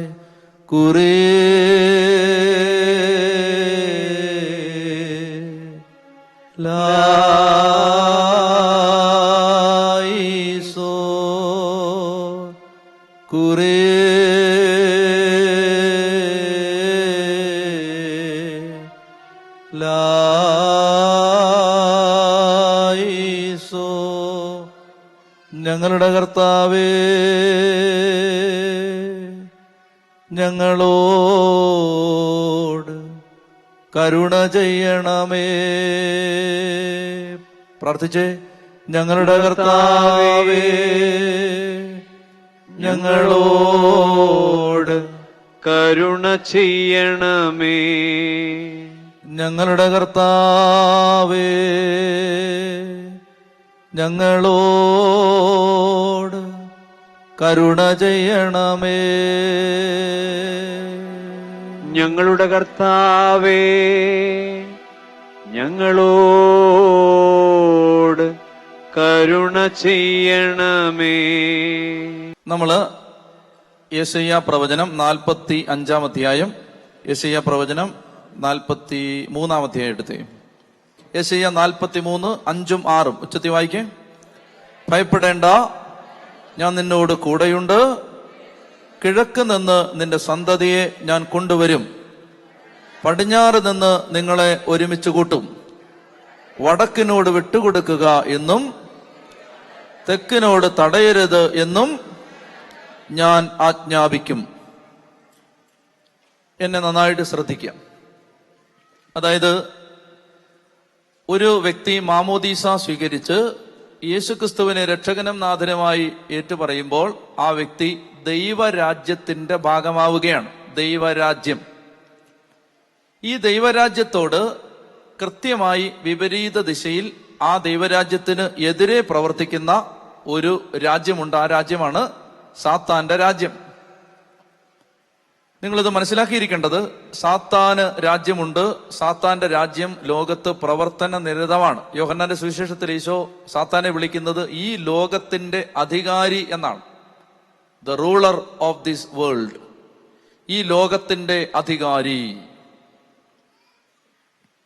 ഈശോ പറയുന്നുണ്ട്, ഈ ലോകത്തിന്റെ അധികാരി വരുന്നു, പക്ഷെ അവൻ എന്റെ മേൽ അധികാരമില്ല. ഇത് ദൈവരാജ്യത്തിന്റെ പ്രവർത്തനം ലോകത്ത് നടക്കുമ്പോ അതിനെതിരെ പ്രവർത്തിക്കുന്ന സാത്താന്റെ രാജ്യമുണ്ട്. അധപതിച്ച മാലാഖമാരാണ് പിശാചുക്കൾ. ആ പിശാചുക്കളുടെ ഒരു സാമ്രാജ്യമുണ്ട്. ഇതാണ് ബൈബിളിന്റെ ദൈവശാസ്ത്രം. ബൈബിൾ പഠിപ്പിക്കുന്നത് അങ്ങനെയാണ്. ശ്രദ്ധിച്ചിരിക്കുക. പക്ഷെ ദൈവമാണ് സ്രഷ്ടാവ്, പിശാച് സൃഷ്ടി മാത്രമാണ്. പിശാചിന് ദൈവത്തിന്റെ പദ്ധതിയെ തകർക്കാനോ നശിപ്പിച്ചു കളയാനോ പറ്റില്ല. പക്ഷേ പിശാചിന് ഉപദ്രവങ്ങൾ ഉണ്ടാക്കാൻ തൽക്കാലത്തേക്ക് യേശുവിന്റെ 2ാം വരവ് വരെ, പിശാച് പൂർണ്ണമായി നശിപ്പിക്കപ്പെടുന്നത് വരെ പിശാചിന് അതിനുള്ള സ്വാതന്ത്ര്യമുണ്ട്. നന്നായിട്ട് ശ്രദ്ധിച്ച് കേൾക്കുക പ്രിയപ്പെട്ട മക്കളെ. ഓരോ രാജ്യത്തിനും ഭരണാധികാരി ഉള്ളതുപോലെ, ഓരോ ദേശത്തിനും അധികാരികൾ ഉള്ളതുപോലെ, ഓരോ ദേശത്തിനും കാവൽ മാലാഖമാർ, ദൂതന്മാരുള്ളതുപോലെ ഓരോ ദേശത്തും ദൈവമക്കളെ തടയുന്ന പൈശാചിക അരൂപികളുണ്ട്. ഇത് വളരെയേറെ നമ്മൾ മനസ്സിലാക്കിയിരിക്കേണ്ട ഒരു ആത്മീയ രഹസ്യമാണ്. എനിക്കിത് അനേക അനുഭവങ്ങളിലൂടെ മനസ്സിലായിട്ടുണ്ട്. ഞാൻ ഒരിക്കലും ഖത്തറിൽ ചെല്ലുമ്പോൾ അവിടെ 250 നേഴ്സസിന് ജോലി നഷ്ടപ്പെട്ടു എന്ന് അവര് സങ്കടത്തോടെ വന്ന് പറഞ്ഞു. ഇപ്പൊ ഞാനവിടെ കുറെ കാലം താമസിച്ചിരുന്നു. അതുകൊണ്ട് ആ ജനത്തെ കുറെ നാൾ ഒരുക്കി. എല്ലാവരും അവരവരുടെ ദേവാലയങ്ങളിൽ പോയി കുമ്പസാരിച്ചു. ഞാനും കുമ്പസാരിപ്പിച്ചു. അങ്ങനെ എല്ലാ ജനവും ഒരുങ്ങി കഴിഞ്ഞിട്ട് ഒരു വെള്ളിയാഴ്ച ദിവസം ദേശത്തെ സമർപ്പിച്ചുകൊണ്ട് ദേശത്തിന്റെ അരൂപിയെ ഇതുപോലെ ബന്ധിച്ച് പ്രാർത്ഥിച്ചു. എന്റെ കൺമുമ്പിൽ ഞാൻ കണ്ട അത്ഭുതം ഞാൻ പറയാം. 250 നേഴ്സസിന് മെമ്മോ കൊടുത്തിരിക്കുകയാണ്, അവരെ പിരിച്ചുവിടുകയാണ്. വെള്ളിയാഴ്ച ഇത് സർവീസ് നടക്കുന്നു. ശനിയാഴ്ച പിറ്റേ ദിവസം 200 നേഴ്സസിനെ അവർ തിരിച്ചെടുക്കുന്നു. ഇത് എന്റെ ജീവിതത്തിൽ എനിക്കുണ്ടായ അനുഭവങ്ങളിൽ ഒന്നാണ്. എന്ന് പറഞ്ഞാൽ ഈ ദേശത്തിന്റെ അരൂപിയുടെ സ്വാധീനം ശക്തമാണ്. അതുകൊണ്ട് നമ്മൾ എപ്പോഴും ദൈവമക്കള് ജാഗ്രത പുലർത്തി ദേശത്തിന്റെ അരൂപികൾ ബന്ധിക്കപ്പെടാൻ പ്രാർത്ഥിക്കണം. ദാനിയേൽ 10, 13, 14 പേർഷ്യ രാജ്യത്തിന്റെ അധിപനെ കുറിച്ച് പറയുന്നുണ്ട്. ഇപ്പൊ ആ കാര്യങ്ങൾ വിശദീകരിക്കാൻ സമയമില്ല. നമ്മളിപ്പോൾ 4 ദിക്കുകളെയും കർത്താവിന് സമർപ്പിച്ചുകൊണ്ട് നിങ്ങൾ വന്നിരിക്കുന്നത് ഏതെങ്കിലും ഒരു ഡയറക്ഷനിൽ നിന്നായിരിക്കും. അപ്പൊ ഇവിടുന്ന് ഒരു 1000 കിലോമീറ്റർ വിദൂരത്തേക്ക് കർത്താവിന്റെ ശക്തി വ്യാപരിക്കാൻ നമ്മൾ പ്രാർത്ഥിച്ചാൽ കർത്താവിന് അത് അസാധ്യമാണോ? അല്ല. കാരണം ഈശോയ്ക്ക് ദൂരത്തിന്റെ മേൽ അധികാരമുണ്ട്. ഉദാഹരണത്തിന് നമ്മൾ വായിക്കുന്നുണ്ട് യോഹന്നാൻ 2-ാം അധ്യായത്തിൽ, സമയമില്ലാത്തതുകൊണ്ട് അടുപ്പിക്കാത്തത്, യോഹന്നാൻ 2-ാം അധ്യായത്തിൽ രാജസേവകന്റെ ഭൃത്യനെ സുഖപ്പെടുത്തുന്നുണ്ട്. അപ്പോൾ 4-ാം അധ്യായത്തിൽ അപ്പൊ ഈ വ്യക്തി വന്നിട്ട് ഈ ആള് വന്നിട്ട് പറയുകയാണ്, എന്റെ വീട്ടിൽ ഇങ്ങനെ സുഖമില്ലാതെ കിടക്കുകയാണ്. അപ്പൊ ഈശോ പറഞ്ഞു, നീ പൊക്കോ, അവൻ സുഖപ്പെടും. ഈശോ വഴി വെച്ചാണ് അത് പറയുന്നത്. എന്നാൽ ഈ വ്യക്തി തിരിച്ചങ്ങോട്ട് ചെല്ലുന്ന സമയത്ത് വീട്ടിൽ നിന്ന് ആള് വരികയാണ്, സുഖപ്പെട്ടിരിക്കുന്നു. അവൻ ചോദിച്ചു എപ്പോഴായിരുന്നു? അത് 10-ാം മണിക്കൂറിലായിരുന്നു എന്ന് പറഞ്ഞാല്, ഞാൻ ഉദാഹരണം പറയാണ്, അപ്പൊ ഏത് മണിക്കൂറാണെന്ന് ഞാൻ മറന്നുപോയി. അപ്പോ ഇയാൾ പറയുകയാണ് ഈശോ ആ സമയത്താണ് അവന് സൗഖ്യം വരുമെന്ന് പറഞ്ഞത്. എന്ന് പറഞ്ഞാൽ ഈശോ വഴി നിൽക്കുകയാണ്, രോഗം ബാധിച്ചവൻ വീട്ടിൽ കിടക്കാണ്. ഈശോയ്ക്ക് ദൂരത്തിന്റെ മേൽ അധികാരമുണ്ട്. ഇത് നിങ്ങൾ വിശ്വസിക്കുന്നുണ്ടോ? ഇവിടെ ഈ അൾത്താരയിൽ എഴുന്നള്ളിയിരിക്കുന്ന ദിവ്യകാരുണ്യ ഈശോയ്ക്ക് ദൂരത്തിന്റെ മേൽ അധികാരം ഉണ്ടെന്ന് നിങ്ങളിൽ എത്ര പേര് വിശ്വസിക്കുന്നുണ്ടോ? അങ്ങനെയാണെങ്കിൽ ഇവിടുന്ന് 1000 കിലോമീറ്റർ കിഴക്ക്, പടിഞ്ഞാറ്, തെക്ക്, വടക്ക് 4 ദിക്കുകളിലേക്കും ഈ ദിവ്യകാരുണ്യ ഈശോയുടെ ശക്തി ഒഴുകാൻ നമ്മൾ പ്രാർത്ഥിച്ചാൽ അത് സംഭവിക്കുമോ? സംഭവിക്കും.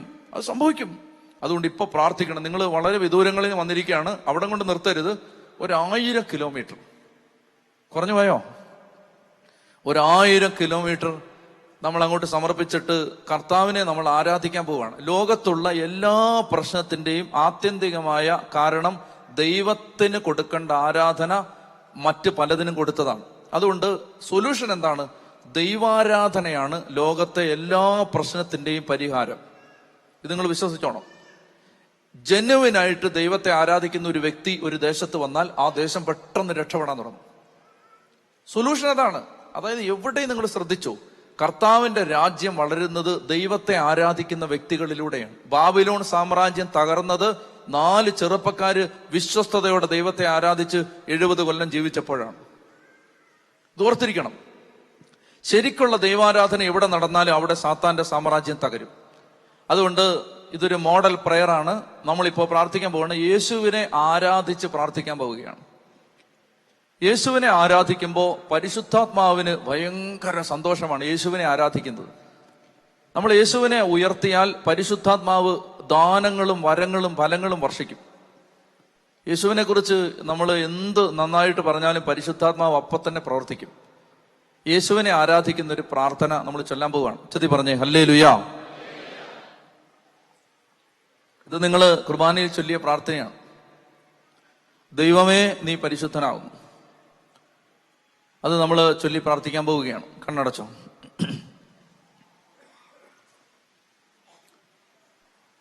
നമ്മൾ ആദ്യം ഒന്ന് ചൊല്ലും, അതിനുശേഷം ഇത് എങ്ങനെയാ പ്രാർത്ഥിക്കേണ്ടത് ഞാൻ പറഞ്ഞു തരും. നമ്മൾ എഴുന്നേറ്റ് നിന്ന് പ്രാർത്ഥിക്കേണ്ട ക്രമം ഞാൻ പറഞ്ഞു തരും. 4 ദിക്കുകളിലേക്കും കർത്താവിന്റെ ശക്തി ഒഴുകും. ദൈവമേ നീ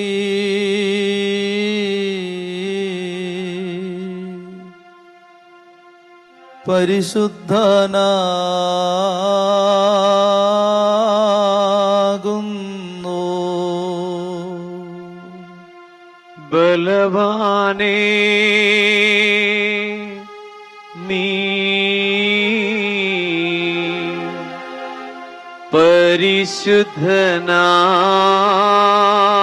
പരിശുദ്ധനാകുന്നു. മരണമില്ലാത്തവനേ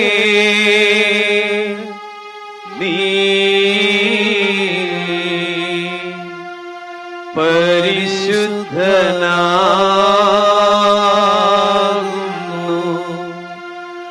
ഞങ്ങൾക്കു വേണ്ടി ക്രൂശിക്കപ്പെട്ടവനേ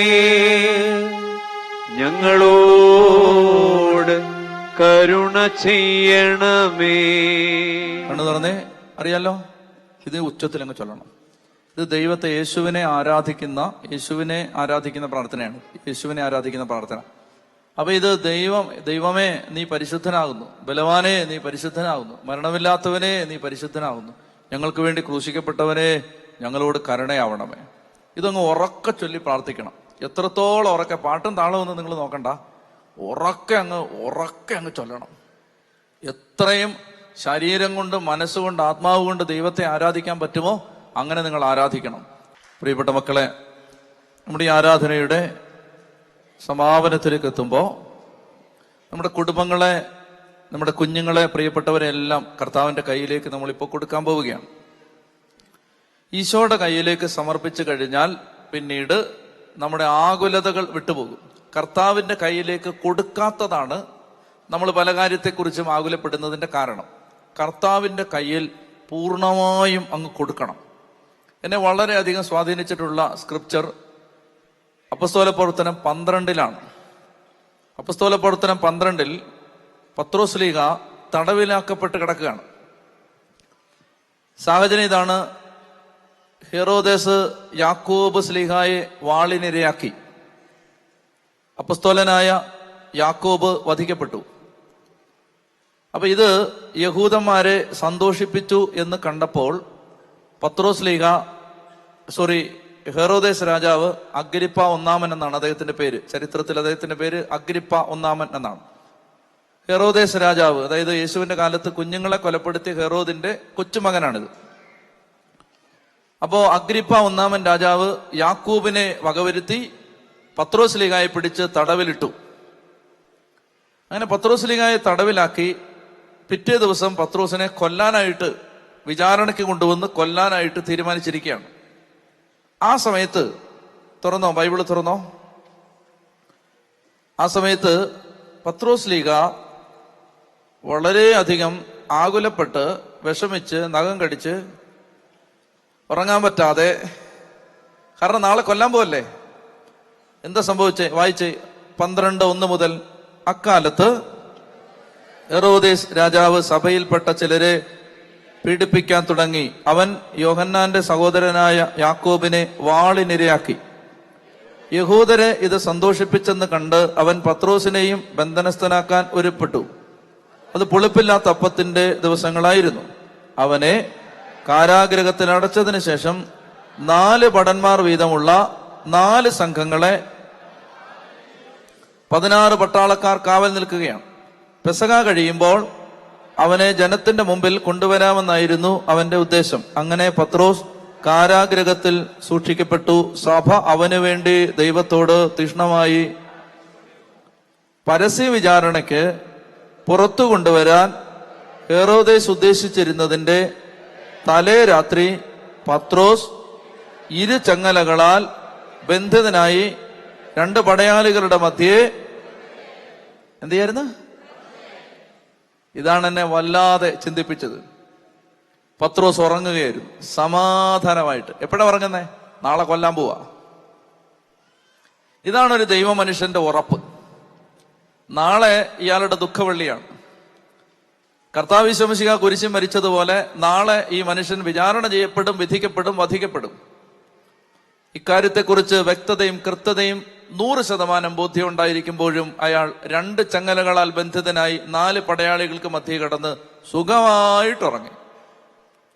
എന്താണ് പത്രോസ് ശ്ലീഹായെ ഉറങ്ങാൻ പ്രേരിപ്പിച്ചത്? എല്ലാം വിട്ടുകൊടുത്ത് ഉറങ്ങാൻ പ്രേരിപ്പിച്ചത് കർത്താവ് അറിയാതെ ഒന്നും സംഭവിക്കില്ല എന്ന ഉറപ്പ്. ഇതാണ് വിശ്വാസം. ഞാൻ ഇന്നലെ പറഞ്ഞില്ലേ, ദൈവത്തിന് തെറ്റുപറ്റില്ല, ദൈവം സർവശക്തനാണ്. ഇനി മരിക്കാനാണ് തലവരെയെങ്കിൽ അതും ദൈവം അറിഞ്ഞിട്ടാണ്. ഈ ഒരു ഉറപ്പിൽ അദ്ദേഹം കിടന്നുറങ്ങുകയാണ്. പ്രിയപ്പെട്ട മാതാപിതാക്കളെ, മക്കളെക്കുറിച്ചും ജോലിയെക്കുറിച്ചും ഭാവിയെക്കുറിച്ചും ഒത്തിരി ആങ്സൈറ്റിയുള്ള അനേക ആത്മാക്കൾ ഇതിനകത്തുണ്ടെന്ന് എനിക്ക് നന്നായിട്ടറിയാം.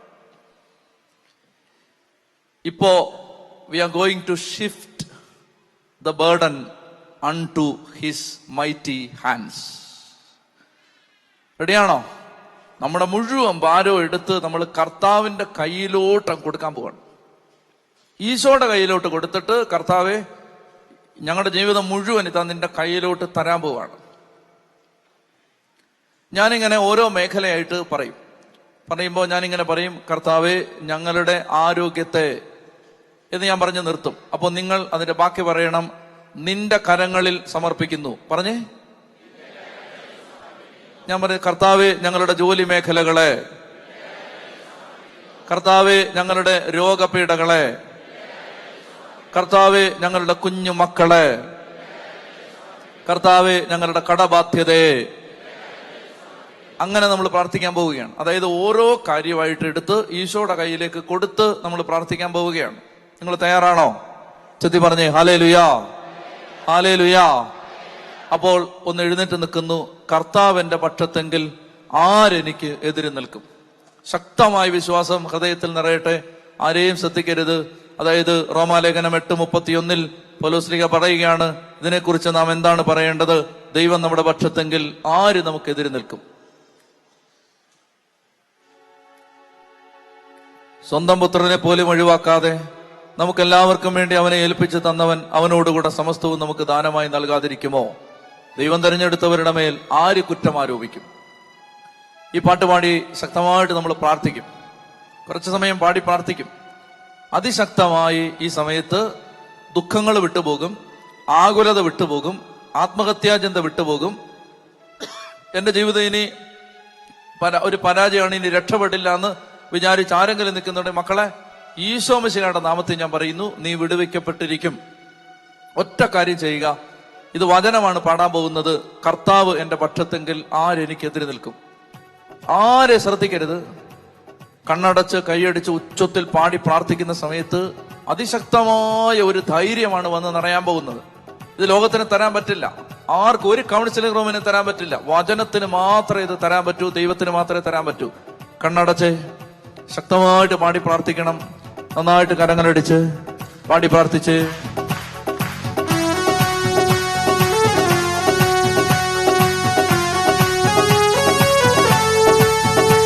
എല്ലാവരും കണ്ണടച്ച് പാടിക്കേ.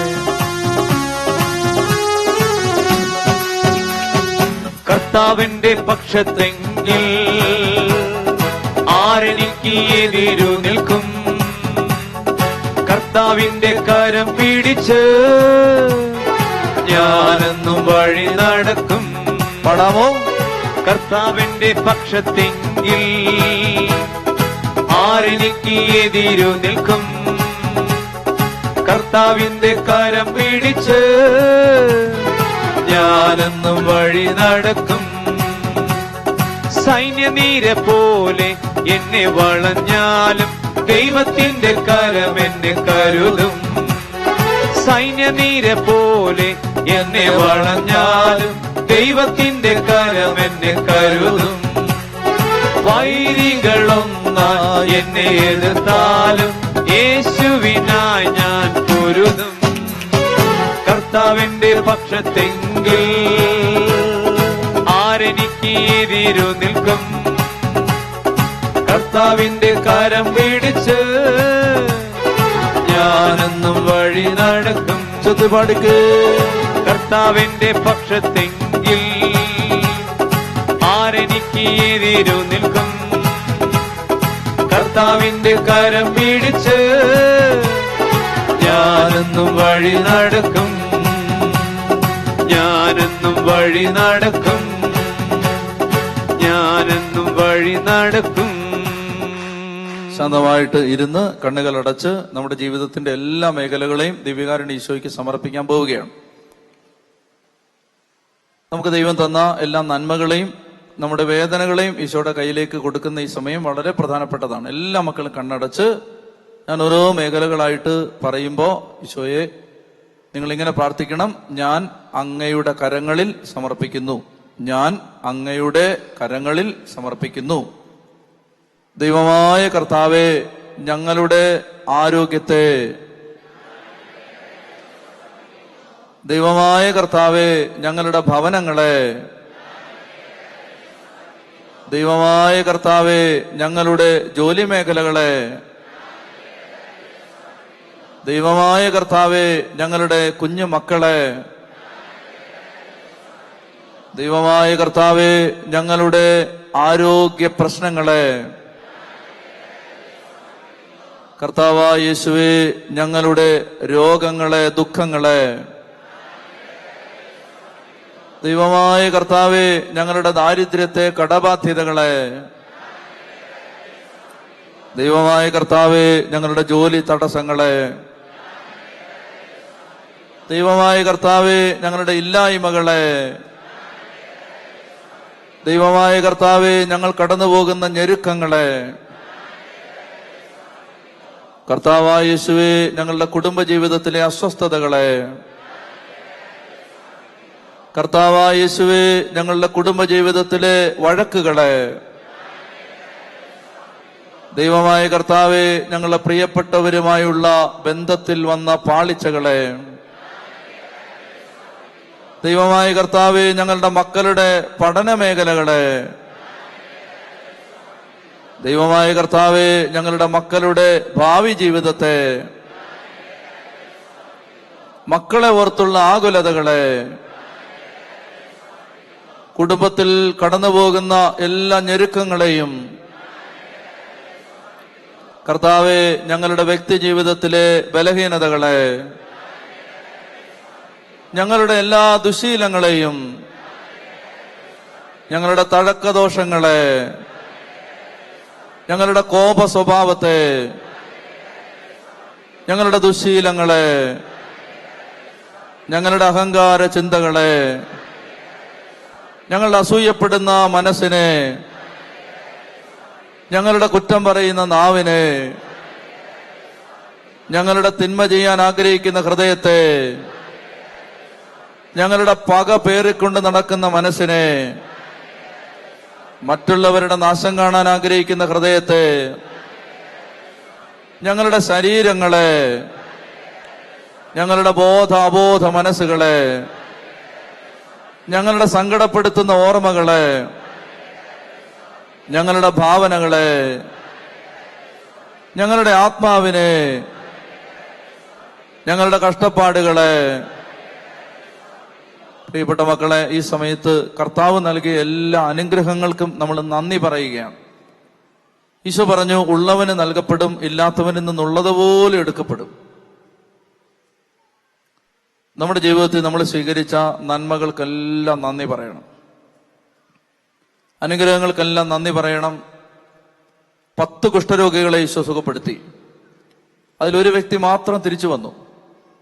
ഈശോ ചോദിച്ചു, ബാക്കി 9 പേര് എവിടെ? ഈ സമറിയാക്കാരൻ മാത്രമേ തിരിച്ചു വന്നുള്ളല്ലോ. നമ്മൾ ആ ബാക്കി 9 പേരുടെ കൂട്ടത്തിലാണ് പലപ്പോഴും.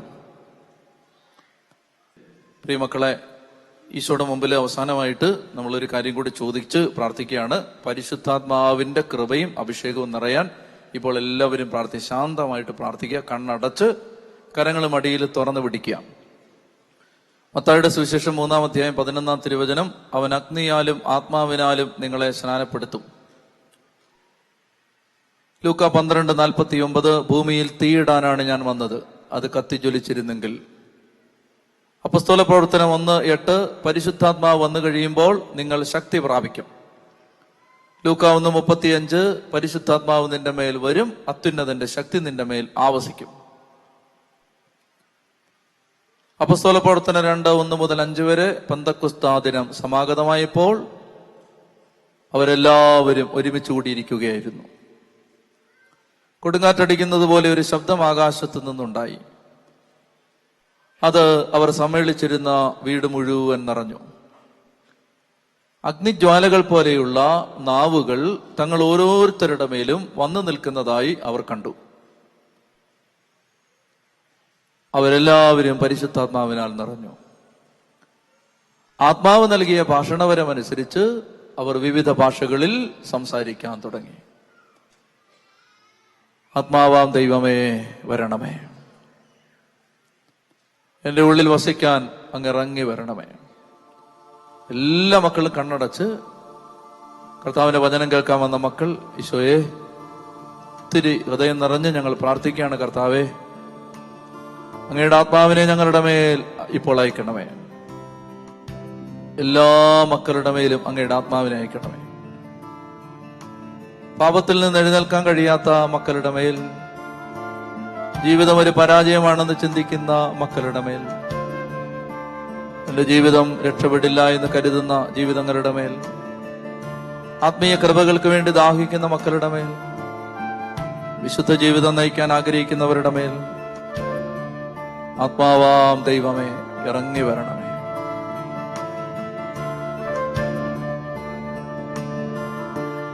ആത്മാവാം ദൈവമേ വരണേ, ഒക്കെ പാടിക്കേ. എന്റെ ഉള്ളിൽ വസിക്കാൻ വരണേ. ചൊല്ലി പാടാമോ? ആത്മാവാം ദൈവമേ വരണേ,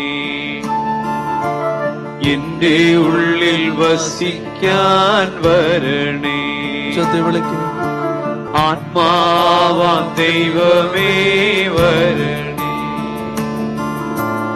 എന്റെ ഉള്ളിൽ വസിക്കാൻ വരണേ. പരിശുദ്ധാത്മാവേ, ആത്മാവാം ദൈവമേ വരണേ,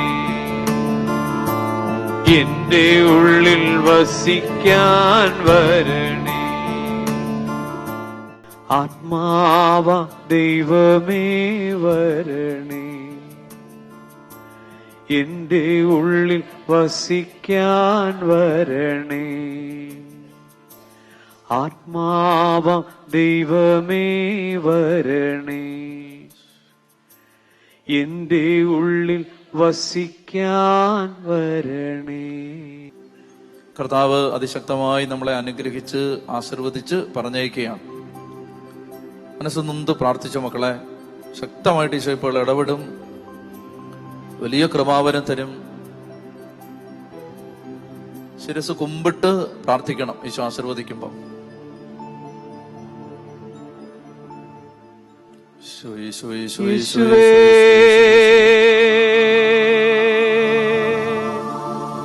യേശുവേ, യേശുവേ,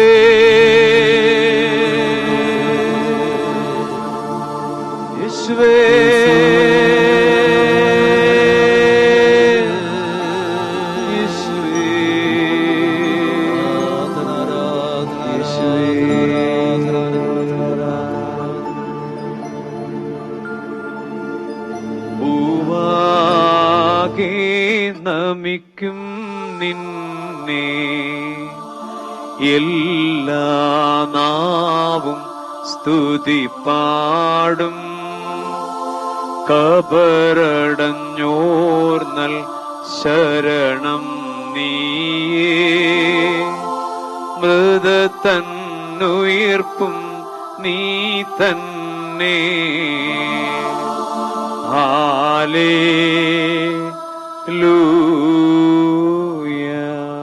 പരിശുദ്ധ പരമാദിവ്യകാരുണ്യത്തിന് നേരും ആരാധനയും സ്തുതിയും പുകഴ്ചയും. പരിശുദ്ധ പരമാദിവ്യകാരുണ്യത്തിന് നേരും ആരാധനയും സ്തുതിയും പുകഴ്ചയും. പരിശുദ്ധ പരമാദിവ്യകാരുണ്യത്തിന് നേരും ആരാധനയും സ്തുതിയും പുകഴ്ചയും. അമ്മയോട് ചേർന്ന് നന്ദി പറഞ്ഞ് പ്രാർത്ഥിക്കുന്നു. നന്മ നിറഞ്ഞ മറിയമേ സ്വസ്തി, കർത്താവ് അങ്ങയുടെ കൂടെ സ്ത്രീകളിൽ അങ്ങ് അനുഗ്രഹിക്കപ്പെട്ടവളാകുന്നു. അങ്ങയുടെ ഉദരത്തിൻ ഫലമായി ഈശോ അനുഗ്രഹിക്കപ്പെട്ടവനാകുന്നു. പരിശുദ്ധ മറിയമ്മേ, തമ്പുരാന്റെ അമ്മേ, പാപികളായ ഞങ്ങൾക്ക് വേണ്ടി ഇപ്പോഴും ഞങ്ങളുടെ മരണസമയത്തും തമ്പുരാന്റെ അപേക്ഷിച്ചോളമേ. ആമേൻ. എല്ലാവരും സ്വസ്ഥാനങ്ങളിൽ ഇരുന്നേ. ഞങ്ങൾക്ക് വേണ്ടി പ്രാർത്ഥിക്കണം, ശുശ്രൂഷകൾക്ക് വേണ്ടി പ്രാർത്ഥിക്കണം. നാട്ടിലെ ഈ വർഷം 2019 നമുക്ക് ഒട്ടും ശ്വാസം വിടാൻ സമയമില്ലാത്തതുപോലെ തിരക്കാണ്. അപ്പോ പ്രത്യേകം നിങ്ങൾ ശുശ്രൂഷകളെ ഓർത്ത് പ്രാർത്ഥിക്കണം. പ്രാർത്ഥിക്കുവോ? അതോ യൂട്യൂബ് കണ്ടിട്ട് കുറ്റം പറഞ്ഞിരിക്കത്തേ ഉള്ളോ? അല്ല, ശക്തമായിട്ട് നിങ്ങൾ പ്രാർത്ഥിക്കണം. ഓരോ ദിവസം കഴിയുന്തോറും നമ്മളിങ്ങനെ എടുക്കാൻ. ഞാൻ ആശുപത്രിയിൽ ചെന്നപ്പോൾ എൻ്റെ അടുത്ത് ഡോക്ടർ പറഞ്ഞു, ഞാൻ ഹോസ്പിറ്റലിൽ പോയി. കാരണം എനിക്ക് എന്താ സംഭവിക്കുന്ന വെച്ചാൽ പിന്നെ ഭയങ്കര ക്ഷീണം, ഉറക്കമില്ല, അങ്ങനെ ഒരു വല്ലാത്തൊരവസ്ഥ. അങ്ങനെ അച്ഛൻ നിർബന്ധിച്ചിട്ട് ഞാൻ ഹോസ്പിറ്റലിൽ ചെക്കപ്പിന് പോയി, മെഡിക്കൽ ചെക്കപ്പിന് പോയി. അപ്പോൾ തിരുവനന്തപുരത്തെ കിംസ് ഹോസ്പിറ്റലിലാണ്. മെഡിക്കൽ ചെക്കപ്പിന് പോയപ്പോൾ ഡോക്ടർ എല്ലാം പരിശോധിച്ചിട്ട് പ്രായമുള്ളൊരു ഡോക്ടറാണ്. എന്നെ വിളിച്ച് ഇരുത്തിയിട്ട് എന്നോട് ചോദിച്ചു, എപ്പോൾ എഴുന്നേക്കും? ഞാൻ സമയം പറഞ്ഞു. എപ്പോൾ ഉറങ്ങാൻ കിടക്കും? ഞാൻ സമയം പറഞ്ഞു. എന്തൊക്കെയാണ് ടൈം ടേബിൾ, ഷെഡ്യൂൾ പറയാൻ പറഞ്ഞിട്ട് ഇയാൾ ഈ ഫയൽ എടുത്ത് ഒറ്റ അടി അടിച്ചു മേശപ്പുറത്ത്. എന്നിട്ട് പറഞ്ഞു, you are burning the candle from both sides. അതായത് ഒരു മെഴുകുതിരി എടുത്തിട്ട് രണ്ടറ്റത്തുനിന്ന് നീ കത്തിച്ചോണ്ടിരിക്കുകയാണ്, പിന്നെ എങ്ങനെ നിനക്ക് തലവേദന വരാതിരിക്കും? അതുകൊണ്ട് മര്യാദയ്ക്ക് പോയി റെസ്റ്റ് എടുക്കാൻ പറഞ്ഞു. അപ്പോ അതാണ് നമ്മുടെ അവസ്ഥ. മനസ്സിലാവുന്നുണ്ടോ? അപ്പൊ അതുകൊണ്ട് നിങ്ങൾ നന്നായിട്ട് പ്രാർത്ഥിച്ചാൽ എനിക്ക് ഉറക്കം കിട്ടിയില്ലേലും എനിക്ക് ആരോഗ്യം കിട്ടും. നന്നായിട്ട് പ്രാർത്ഥിക്കണം. ഞാനത് എൻ്റെ ഒരു സ്വാർത്ഥതയാണ്. കാരണം എനിക്ക് വേണ്ടി പ്രാർത്ഥിക്കാൻ വേറെ ഭാര്യയും പിള്ളേരും ഇല്ലാത്തതുകൊണ്ട് നിങ്ങൾ അങ്ങ് ഏൽപ്പിക്കുകയാണ്, വേറെ ആരാ ഉള്ളേ. അതുകൊണ്ട് നിങ്ങൾ ഇത് ശക്തമായിട്ട് ഏറ്റെടുക്കണം. ചെയ്യുവോ? നിങ്ങളുടെ ഇരിപ്പ് കണ്ടിട്ട് ചെയ്യുമെന്നൊക്കെ തോന്നുന്നു. വെള്ള ധരിച്ചു വന്നതിന് പ്രത്യേകം ഞാൻ നന്ദി പറയുന്നു. ഞായറാഴ്ചകളിൽ സാധിക്കുമെങ്കിൽ വെള്ളയിട്ട് പള്ളി വരാൻ ശ്രദ്ധിച്ചാൽ അതൊരു നല്ല ശീലമായിരിക്കും. കാരണം അത് പരിശുദ്ധാത്മാവ് നമ്മളിൽ പ്രത്യേകം പ്രസാദിക്കും വെള്ളയിട്ട് വന്നാൽ. എന്ന് വെച്ചാൽ അതൊരു ഡിസ്പോസിഷനാണ്, ഒരു ഒരുക്കമാണ്. അതായത് ഞാൻ കർത്താവിന്റെ ആലയത്തിൽ കർത്താവിനെ ആരാധിക്കാൻ വരികയാണ്, വേറെ പരിപാടിക്കൊന്നും പോകല്ല എന്നുള്ള നമ്മുടെ ഒരു പ്രിപ്പയർഡ്നെസ്സിന്റെ അടയാളമാണ്.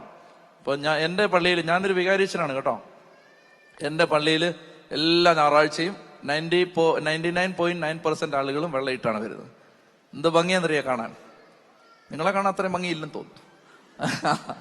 അതായത് നല്ല രസമാണ് അത്. ഈ ആളുകൾ ഇങ്ങനെ ഫുള്ള് വെള്ളയിട്ട് ദേവാലയത്തിൽ നിൽക്കുന്നത്, ദൈവത്തെ ആരാധിക്കുന്ന, പ്രാർത്ഥനയിൽ നിന്നൊക്കെ ഒരു ഭംഗിയാണ്.